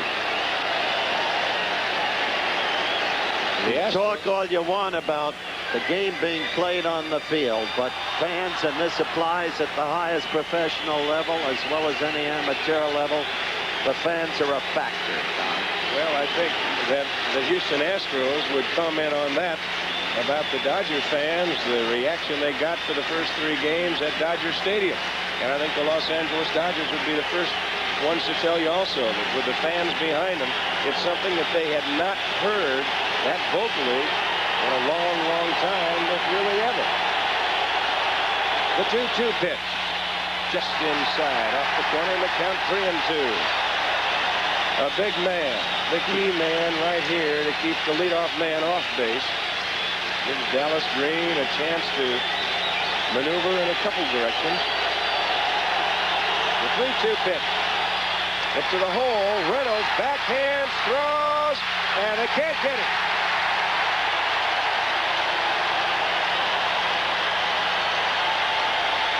So Petey Rose leads off an inning with a single for the 2nd time in the game. There it is again. Fine play by Reynolds. He couldn't get enough on the ball. Not with Rose, still with decent foot speed getting down there. Another angle, Don. He makes a good play to get to the ball. It would be interesting if he would have the ball down a little bit. Instead, the throw was a little high, and the first baseman, Howe, had to come off of the bag. Last time Petey opened the inning with a single, it was in the 3rd. He was out stealing. Great play by Reynolds on that occasion. And that was the time that the Astros were thinking right along with the Phillies as Bake McBride was the hitter. And on the first pitch, the Astros pitched out. That's when Pujols threw out Rose going to second base, as you say, Howard, on that excellent play by Reynolds to haul down the throw and make the tag. And we're in that same position one more time, only 3 innings later. Pops him up foul, left side. Sometimes as you watch McBride swing, you wonder where he ever generates the power from. It looks like sometimes when he swings, he's completely tied up, or he's hitting off of that front foot, spinning around. But we saw here on the opening night of the big 3-game series with the Expos a couple of weeks ago that he got the game-winning home run in the 9th inning. In and over. 0-2. Well, when you hit 309 with 9 homers and 87 runs batted in, you're doing something right. Just reading the paper today and listening to people talk and some of the quotes coming out of Bate, I think he feels as though that there's not enough recognition to some of the other players on this Philadelphia ball club. And certainly it has been a team effort. He's had a good year. That's fouled out of play. The count remains 0-2. Now watch this swing by McBride. Almost a chopping motion. Yeah, that hand, you know, his arms are way inside. He doesn't really extend them that much. Of course, he got the pitch in on him a little bit. Extension is the essence of the Charlie Lau theory of batting. The 0-2 pitch. Low. Good play by Pujols. There's a man whose theories must be listened to, judging by the history of George Brett. Well, there's so many people. Even Mike Schmidt is talking about the hitting theory of Charlie Lau. I mentioned before at the top of the game that Schmidt is moving off of the plate. And Lau has a lot of his hitters off of the plate, weight back. He's been successful. You can't take that away from Charlie. Boy, he's really helped a lot of hitters. Kenny Force has thrown 75 pitches to that last pitch, and 28 of those coming in the first inning, so he has settled down quite a bit. There you see Rose at first with Hal holding. A ball and 2 strikes to McBride. Got him. So McBride strikes out. And we'll go back and take another peek at the swing of Bake McBride, waiting for Mike Schmidt. Looks like he just kind of tied him up a little bit with that pitch that was in on. Tight pitch. That's what did it. Tight pitch. Well, here's Mike Schmidt. And Mike asked me before the game, we generally don't make a rule of this, but he'd like to pass along his best to his little nephew, Eric Sanis, and he says, tell him that Uncle Mike says hi and get well soon. And we certainly will do that. Mike 0 for 2 has struck out, and he's bounced to short.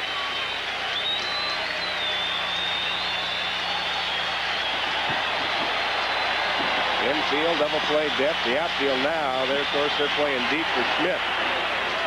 That breaking pitch off of the mask of Pujols. Still Cedeno for Schmidt is playing fairly shallow. The left fielder Cruz is deep in left with the right fielder Woods deep. But Cedeno probably the shallowest of the 3. And here's a case where you don't want a ball to go over your head. You're getting in the latter innings.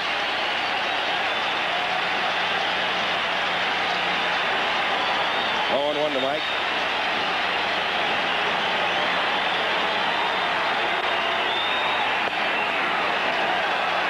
Ball, 1 strike. There is part of the theory that they had on Mike Schmidt before he started to back off of the plate. Tie him up, pitch him in. How about that? Far and above the home run leader. And far and above the RBI leader. And more RBIs, I should say, than George Hendrick. One of these days, that Bob Horner may hit 100. He might. Fly ball, right center field, playable. Cabell and Woods. Cabell looks at Woods, I should say Cedeno, and makes the catch. Rose tags and goes about halfway and holds up. So Cedeno recovers a lot of ground out there, taking charge. 2 gone, and here's Greg Luzinski. He is 0 for 2. He has struck out, and he has popped to short. A look at Mike Schmidt, the Philly dugout.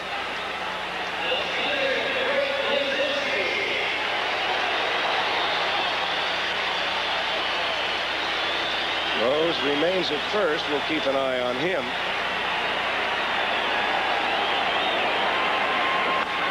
Huge foul, right side. Philly dugout. 0-1 the count. Schmidt's a little peeved with himself. He got under that ball. He didn't get as much of it as he thought he should have.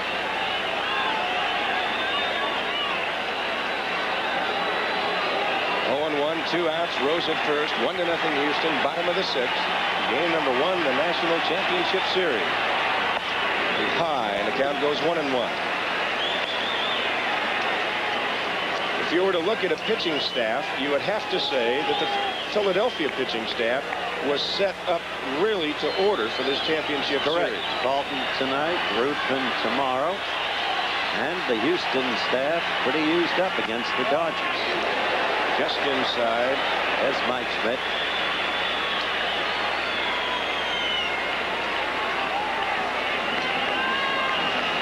Two balls and a strike with 2 outs.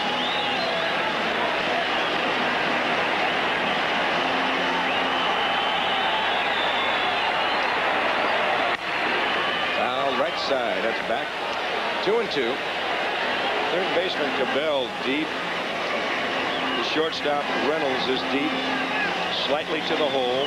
The second baseman Landeskog is deep and moved to his right over towards the bag, with Hal, the first baseman, holding Rose. You got all kinds of room to hit through that right side. There's the infield alignment.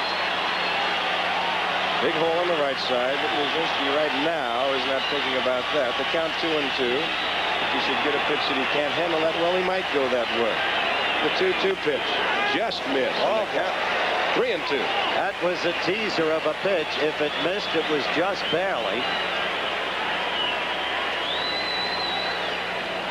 So now with 2 outs, the runner will be going. Rose from first base, and Howe yells in at fourth, crosses his hands, and said he will play behind. Landeskog with the 3-2 pitch is now back actually what would normally be on the outfield grass. 3-2 pitch, runner goes. Foul back.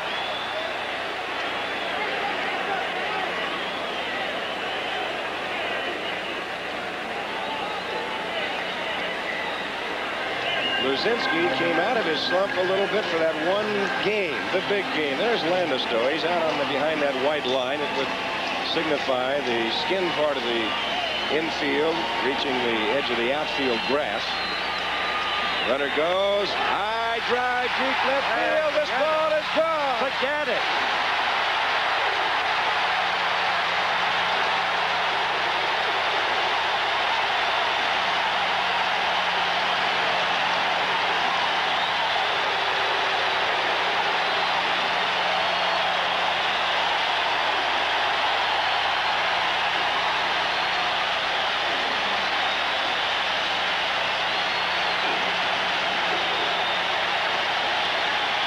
Look at it again. That Running fastball, it ran right through his wheelhouse, and it was gone. And he almost hit it up in the bull ring. In deep left field, he got it all. And very quickly, Philadelphia has jumped on top 2-1 as Manny Trio stands in. That'll make up for a lot of heartaches he's had this year. It sure will. In a big way. That's cute foul, and the count goes to 0-2. Matter of fact, Luzinski seemed in a positive frame of mind before the game today. He had a good batting practice, he said, yesterday. And he's always been a good hitter in championship series. In 3 of them, he's hit for .317 and accounted for 4 of 8 home runs by the Phillies in those series. 2-strike pitch gets him, and Philadelphia is retired in the 6th inning, but not before they scored 2 runs on that man, Greg Luzinski's home run. 2 runs, 2 hits. They leave nobody, and through 6, it is now Philadelphia 2 and Houston 1. From Veterans Stadium in Philadelphia, I'm Don Drysdale with Keith Jackson and Howard Cosell. Happy you've joined us tonight. Game number 1 of the National League Playoff Series between the Houston Astros and the Philadelphia Phillies. Through 6, it's Philadelphia 2 runs, 6 hits, 1 error, with Houston a run on 5 hits, no errors. We go to the 7th. Back to the play. Here's Keith. Ken Forge stands in against Steve Carlton. Burns a fastball in the outside corner for strike 1 in the 6th inning. First time in the ball game, Houston did not have a man on base. A double play helped them out in the 5th inning.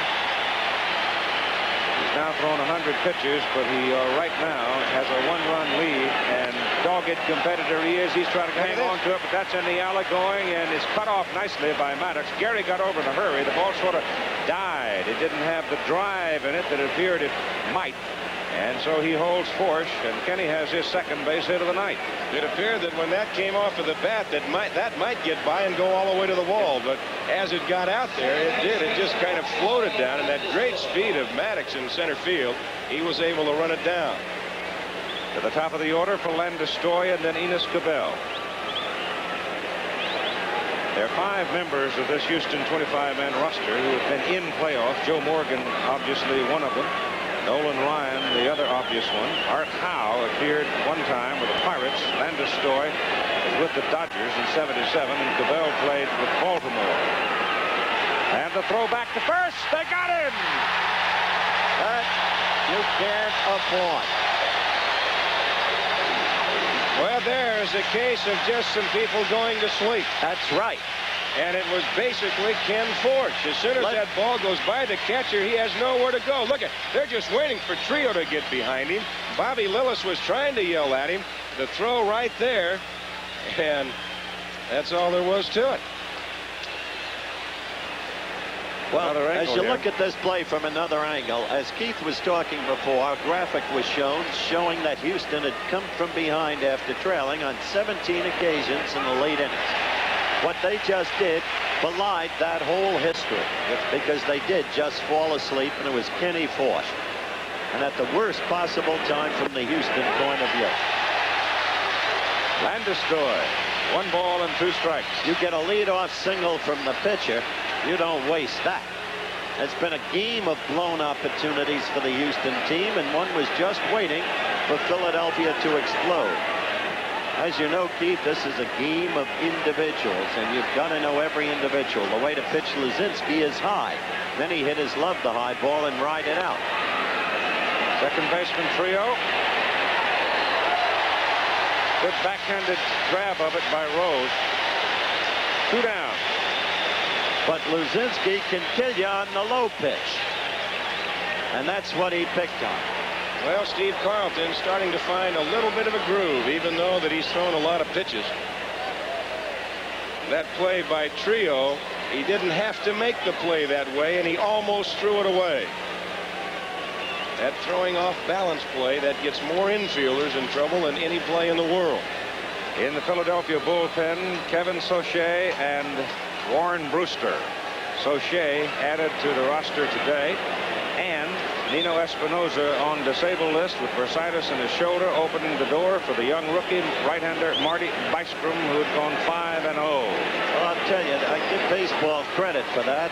Both Bowie Kuhn and Chub Feeney, they wanted to make sure that Nino Espinosa was truly disabled. They studied every medical report. They re-examined him, and then they decided, yes, it was legitimate. Otherwise, they would not have reinstated Neisman. Here is Enos Cabell, the number 2 man in the order. A 2-1 Philadelphia lead on Greg Luzinski's home run.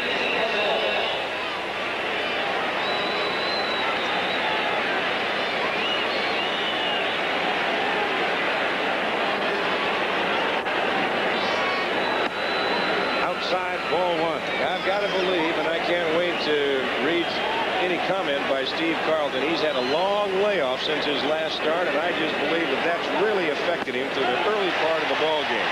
Now he's starting to get it a little bit. He's humming it. That's why you got to get a guy like Carlton when you've got him on the hook. That's right.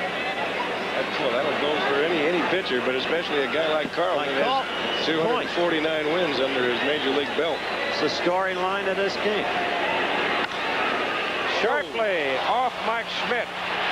Over to Boa, not in time. Mike Schmidt had him played absolutely perfectly, but the ball took a wicked hop and hit him hard in the right shoulder area. Boy, that ball did hit him hard. That just ate him up. That ball came off of the dirt. He played it off his right shoulder, just about knocked him down. Boa making the throw, but no chance to get the speedy Cabell. So in the world of what-ifs in 2020 hindsight, what if Kenny Forsch had not fallen asleep? Well, sometimes you do that. You get a pitcher on base, and they forget about what they're supposed to do once they get on base. That particular time, Booney, he kind of double-cocked about 3 or 4 times, just waiting for Manny Trio to get there behind him. He should have known something was happening. Jose Cruz, swing and a miss. There's a case where Cruz is going after the long ball. He was out in front of that pitch. Bruce Fleming is the second base umpire, and I mean, he is a figure out.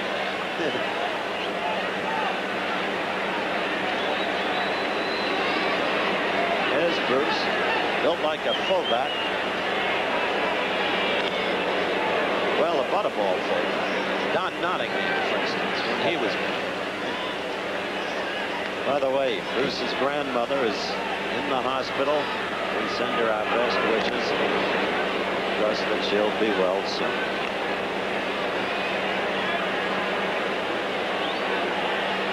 One strike on Cruz. Well, with a foot on the rug.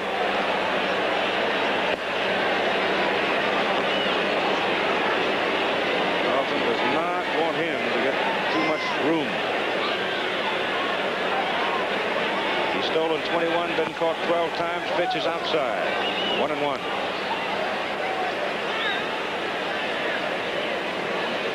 Here's a case where Cruz puts a lot of pressure on the infielders. Boa and Trio, they've got to spread out a little bit. Pitch out. And it was Boa who was going to cover. Cabell, good speed at first, as you mentioned. I tell you, there's a big gap in right center. Sharply, Rose has it. It's on the bag.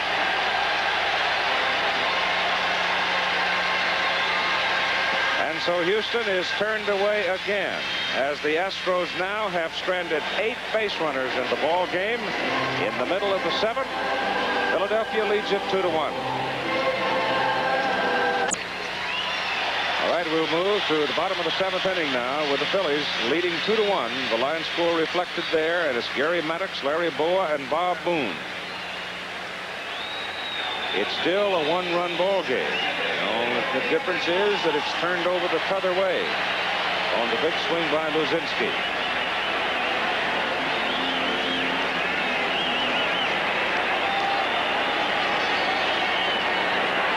Maddox is hitless in 2 trips. And Ken Force. Ball is lined to left field. Base hit.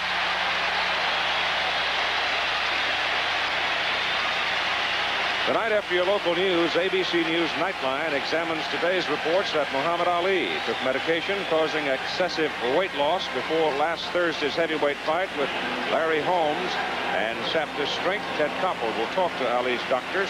Howard will be in the conversation as well later tonight on ABC News Nightline after your local news over most of these ABC stations. Disturbing report. It is. With that base hit, why, they stir around down in that Houston bullpen.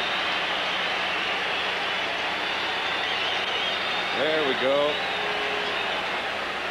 It looks like Dave Smith. It is Dave. Yep. And Joe Sambito, the left-hander. Bunted ball, third baseman comes in. Cabell covers, throws to first. And at second base now on the sacrifice is Maddox. A story on Joe Sambito. Last night, opening a bottle of champagne in the brief celebration, cut the index finger on his pitching hand, left hand. Cut it on the inside of the finger. The pitch normally would come off the outside part of the index finger as it delivers to the plate, but still, a cut is a cut is a cut, isn't it? I guess you'd think he was a member of the New York Jets. Wesley Walker cut a webbing of his finger. Richard Todd broke 2 toes. They've had some finger problems on that Houston ball club. Vern Rule cut his finger just reaching for a towel and a nail that the towel was hanging on. He got him. He had to come out of the Dodger game. Ball 1 to Bob Boone.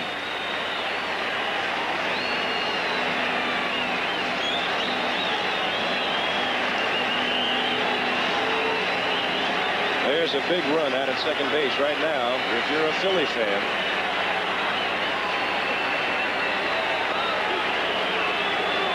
Force being deliberate. 2 and 4 lifetime against the Phillies. Ken Force. Fouled off. And we've got some action in the Philadelphia bullpen. A left-hander up and throwing, and you would have to guess that's Tug McGraw.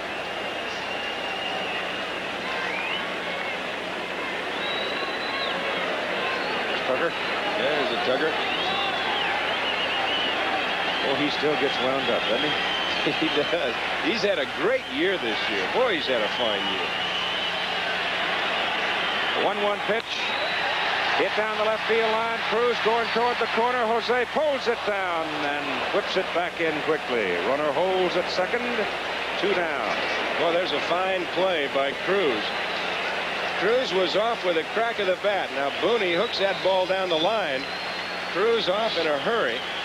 And he's there, and he makes a fine running catch of the ball. One of the big things when you talk about Tug McGraw and what's happened in the playoff series, Dallas Green does not have the luxury of using Sparky Lyle. Greg Gross is coming out to hit for Carlton. Well, there's the case. He will go to his left-hander with more saves than anybody in Major League history. 152. He wants his first game. He does want it. But I was getting at, he could use Lyle early, then go to a right-hander and come back with McGraw. Now he's lost Sparky because he has not been eligible for the playoff series. So he's got to commit himself on McGraw pretty soon.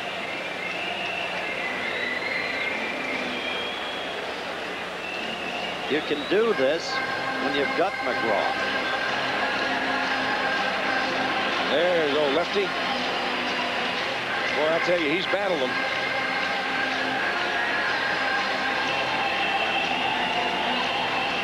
The big key about using Carlton tonight and not having to go to that third game in Montreal, Dallas Green can use Carlton twice in this playoff series should it go that far. It'll be Nolan Ryan for Houston tomorrow night against Dick Ruthven. Right now, the pitch to Gross. By fourth, misses. 0-1. Show you how Carlton kind of settled down, Keith. He threw 112 pitches overall, but he threw 76 of those in the first 4 innings. Then the next 3 innings, he threw just 36. Gross a 240 average on the year in 127 ball games. Runners going. Throw to third. Safe. Maddox stole it off the pitcher. Yes, he did. He had a running jump that there was no way that they were going to throw him out. There he goes, and he has not even delivered the pitch yet. Pujols has no chance whatsoever. Doug Harvey moving into a good position to throw was there, but the tag was high and the foot was on the bag. That's the 23rd base runner to steal on Porsche. I tell you, the way these disgruntled players who don't like their manager play for them, that's the kind of manager I want. Like I said earlier, we'll see. Yeah. Inside corner to Gregg. Now there's now 2 balls and 1 strike. See, the Phillies have had a bit of a harvest running the bases against Houston this season. 2-1 pitch. It's foul. 2 out. Maddox at third. Gross hitting for Carlton.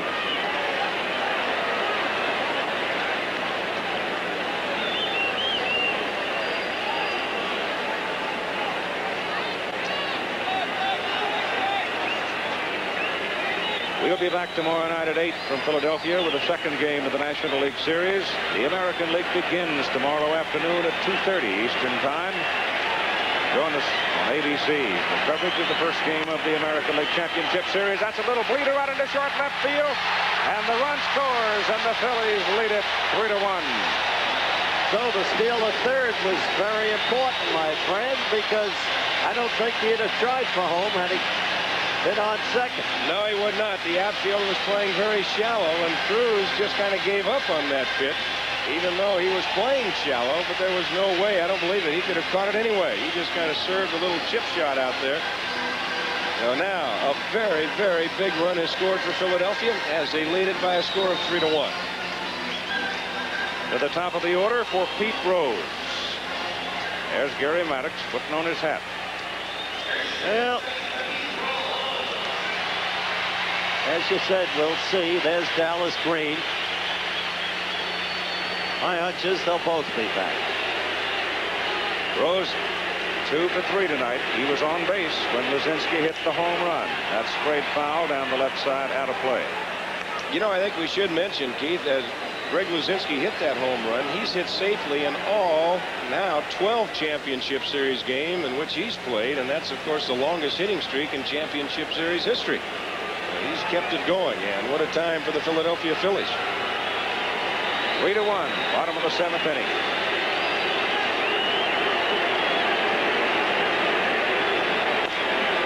Bouncer to the right side. First baseman over to the pitcher covering in time. And the inning is over. But the Philadelphia Phillies get another big run. The lead after 7, 3-1. Back with more between the Houston Astros and the Phillies after this word from our local station. Stepping to the mound in relief of Steve Carlton for the Phillies, Tug McGraw, the you gotta believe man, making his 58th appearance of this 1980 series. McGraw just absolutely awesome in the games in Montreal, where he got a save and a win, and in combining his performance of the 2 games, he faced 16 hitters and struck out 9. And I talked to him saying, Tug, my gosh, you'll never wear out. I hope not. This game's too much fun to ever get too old to play it. I just hope I can go on forever. I know that's unrealistic, but so what? Have you ever pitched any better than you pitched over the last month? I tell you, I've felt as well before, but the results have never been as good, and I don't really understand it completely. But I'm going to have all winter to think about it, and right now the main thing is to try to stay in my tree, not fall out of this tree until we get through the playoffs and of course hopefully the World Series. We had one. He's a happy guy, lively. Never forget 1965, Don, when the Mets were a pathetic thing, and Tug outpitched Koufax, beat Sandy. Do you remember the game? He still says that that's probably one of his biggest thrills in baseball. He's got a pitch right now to Cesar Cedeno, Art Howe, and Gary Woods. 3 right-handers, 3 solid hitters. Cedeno has walked, singled, and hit into a double play.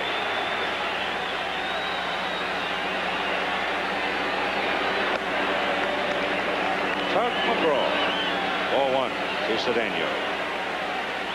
I think one of the big things about Tug this year is that he's been getting people out with his fastball. He's got an excellent screwball. He says he doesn't know why, but he's going to stay with it. To Schmidt at third. 1 out.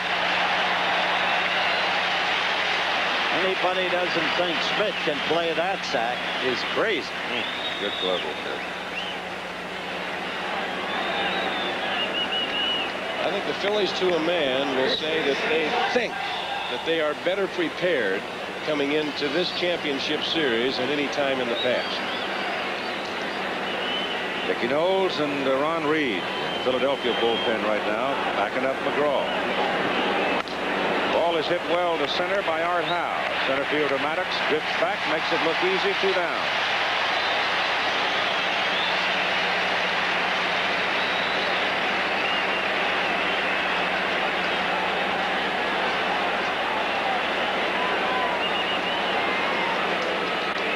The 65,000 plus crowd.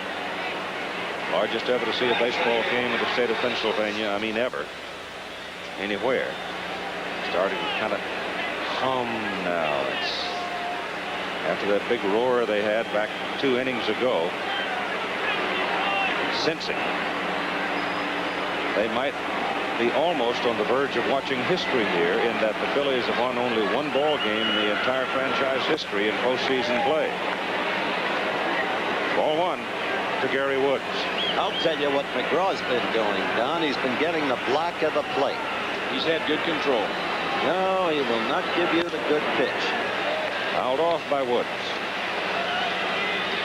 Only Grover Cleveland Alexander ever pitched a win for the home folks in Philadelphia. I'd have to guess that the biggest majority of these people here are seeing history tonight, since the other one was, what, 1915? 1915. I remember that game. You were covering it. 1 ball and 2 strikes. Keith was with me. You were interviewing Grover Cleveland, weren't you? before the game.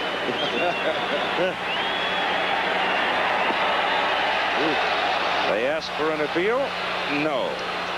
And a long talk with George Stallings. 2 balls and 2 strikes to Gary. 2-1 the Phillies lead. Astros up top of the 8th inning. McGraw ready with 2 down and nobody on. He's high.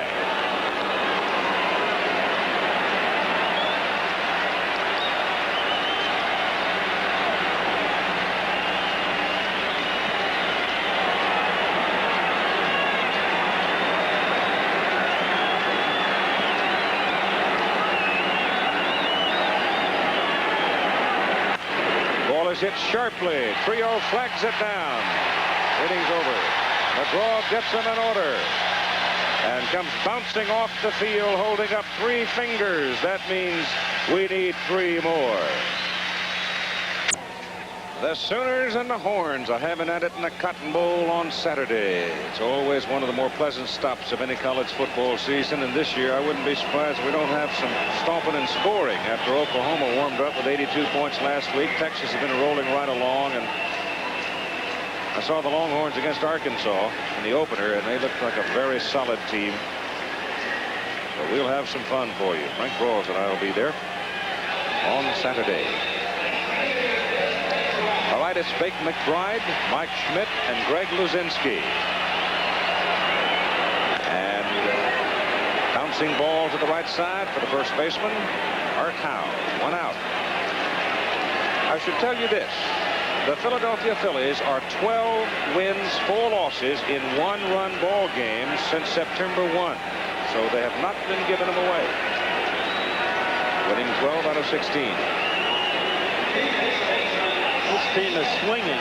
18 of the last 25 of them has swung at the first pitch. That relates to the scouting report on Kenny Forsch. Tries to get ahead of the batter immediately. They know he's around that plate. Mike Schmidt hitless in 3 trips.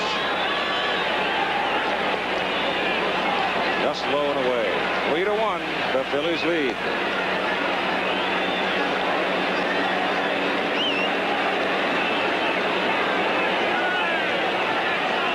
Little girls in the Schmidt household. I'm saying that Donna hasn't had a chance to come to many ball games this year. Slider misses. Low. 2 balls and no strikes.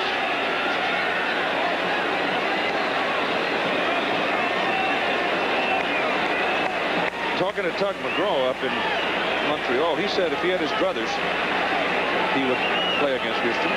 But he had a different reason for saying so. Schmidt beats it in the ground foul.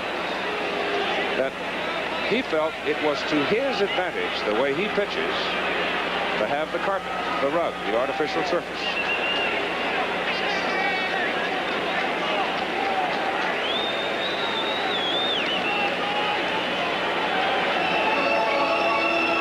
Gordy Patson is now in the Houston bullpen.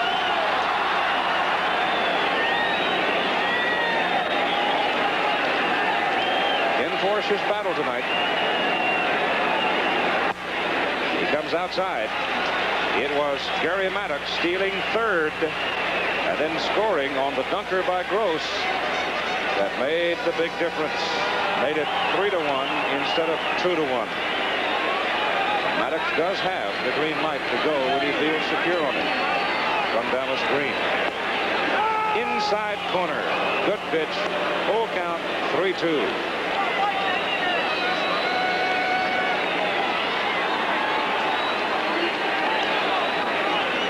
Houston in the top of the 9th. It'll be Pujols, Reynolds, the pitcher's spot. Mayor of Philadelphia just popped into the booth. Wanted to extend his best to you, Keith. Invites you to go to the Franklin Institute Science Museum tomorrow. Little education. I'll be right there. Mike Schmidt gets a base on ball. Forsch pitching rather carefully to Schmidt. With the 65,000-plus crowd roaring, here comes the bull, Greg Luzinski.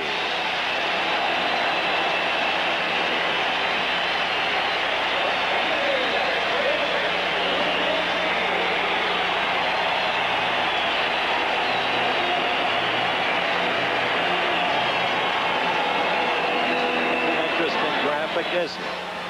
Luzinski up there with such as bench and gobble. Gregg's home run giving Philadelphia the lead. Back in the 6th inning, 2-1. He fouls that one back. Remember, he had Luzinski, tried to get him with 2 high pitches, and then he came in below the belt. And that's the one Luzinski cowtail. 1 out. Mike Schmidt at first. High in the air to left field, but plenty of room for Jose Cruz. 2 down. The insurance run, remember, gathered in the 7th inning when Maddox, running on his own, stole third. He'd been on second.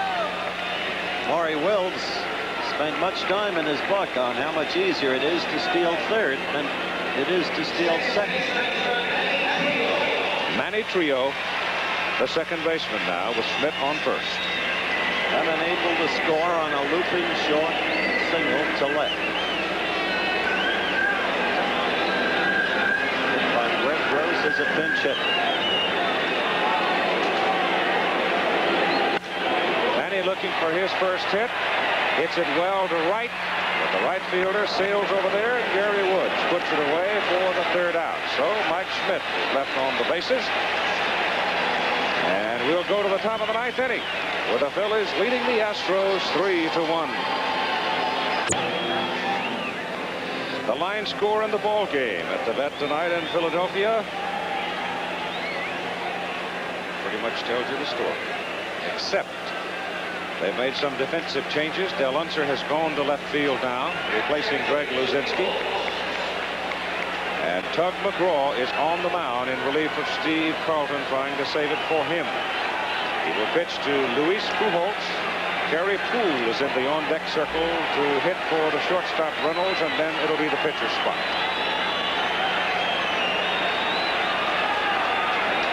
Pujols looks at a strike from McGraw. He has been on base twice on fielder's choices, and he has hit a fly ball to center field.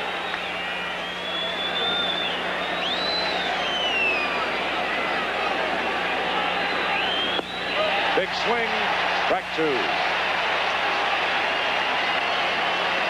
If the game ends this way, the storyline clearly is blown scoring opportunities in the early innings when Carlton was uncertain. Look at that, Kyron. And they haven't given them away late.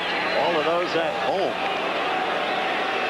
That's when Houston could have applied an early crusher. They couldn't do it. The one pitching mistake to Luzinski, then the insurance run on Maddox's steal of third, which set it up. And if there was a critical mistake, apart from the blown opportunities, it occurred in the 7th inning when Kenny Forsch led off with a single and then fell asleep and was picked off first. Because subsequently, Cabell cracked a single off Schmidt's chest, and the opportunity had been lost. 2 balls and 2 strikes. Foul ball. We had mentioned earlier that Tug has used his fastball more. And part of it is a result of the weight training program that he's exposed himself to. Every professional athlete, when you get into a later stage of your career, starts looking for ways to keep himself home. Tug went looking, and he found something.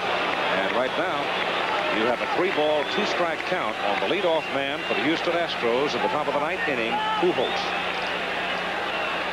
You on a weight program? Yes. Gaining steadily. 3-2 foul. I've actually lost weight. Really? Mm-hmm. Because I haven't had time to eat. What were you doing in that single skull on Puget Sound? I was looking at the school code today and remembering younger days. 3-2 coming to Pujols, and Luis steps out. Kerry Poole is on deck. He's a dangerous man. Kerry Poole, 282 batting average. Luis fouls this one to the right side and into the seats. And I'll tell you one thing, Paul Owens is going to have to send somebody to the store to buy some more balls before tomorrow night. Pete Rose alone has dunked a couple of dozen, I think.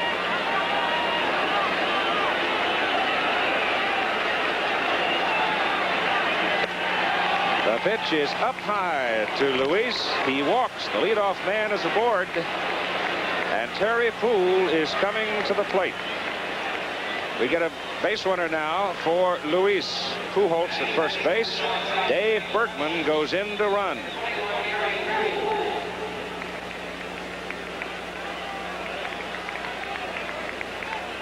Two up in the Philadelphia pen right now. That would be Reed and Soche. Terry Poole is a left-handed hitter coming out to face the left-handed pitcher Tug McGraw. He had 13 home runs to lead the ball club in homers for the year. And he hits a high fly ball drifting out into left field. Easy for Unser. And so Bill Verdon, going against the baseball odds, does not have it pay off as Poole lies out to left. One out. Now let's see who we get. Leonard in the pitcher's spot. Jeff Leonard. Jeff Leonard's batting average, not all that much. He had 3 home runs. He played in 87 games. But he had 7 doubles and 5 triples.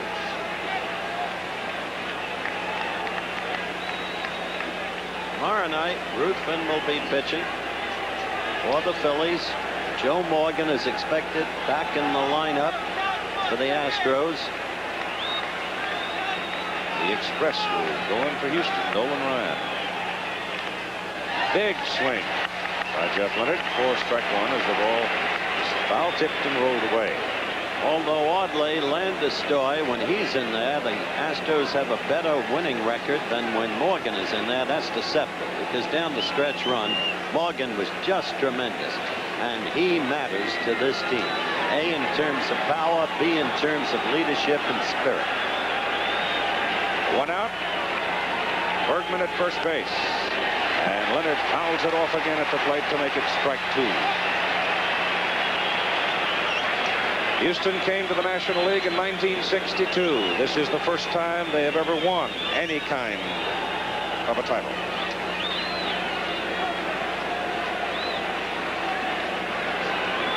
James Rodney Richard was around. That'd be a totally different circumstance, too. That Western Division might not have been such a struggle. The 2-strike pitch is outside. Going to be an interesting winter. A lot of people have decisions to make.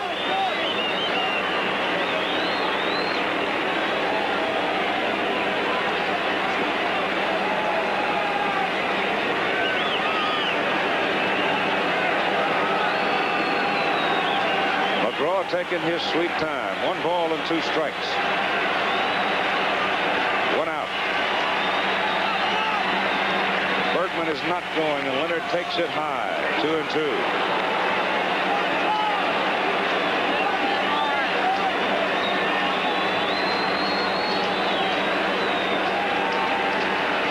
You just looked at a graphic on Leonard, and sometimes, you know, Billy Martin has always said batting averages are deceiving. This kid's got better power than his statistics show, but McGraw really put him away. Took that screwball to him. Leonard chased it and struck out swinging. That's 2 down. Feeble swing, but totally fooled by the pitch. Landeskog comes.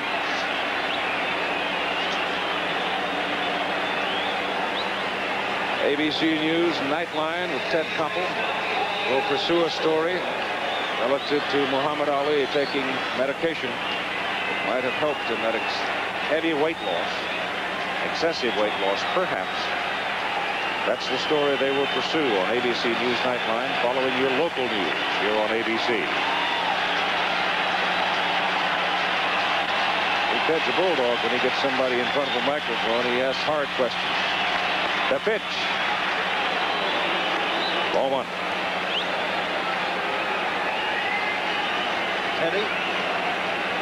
Teddy is a brilliant man. 1 ball, no strike. Bergman cozy at first with 2 out. A 3-1 Philly lead. The ball is hit sharply. It's a trio. Manny has it. Throws to first. Phillies win.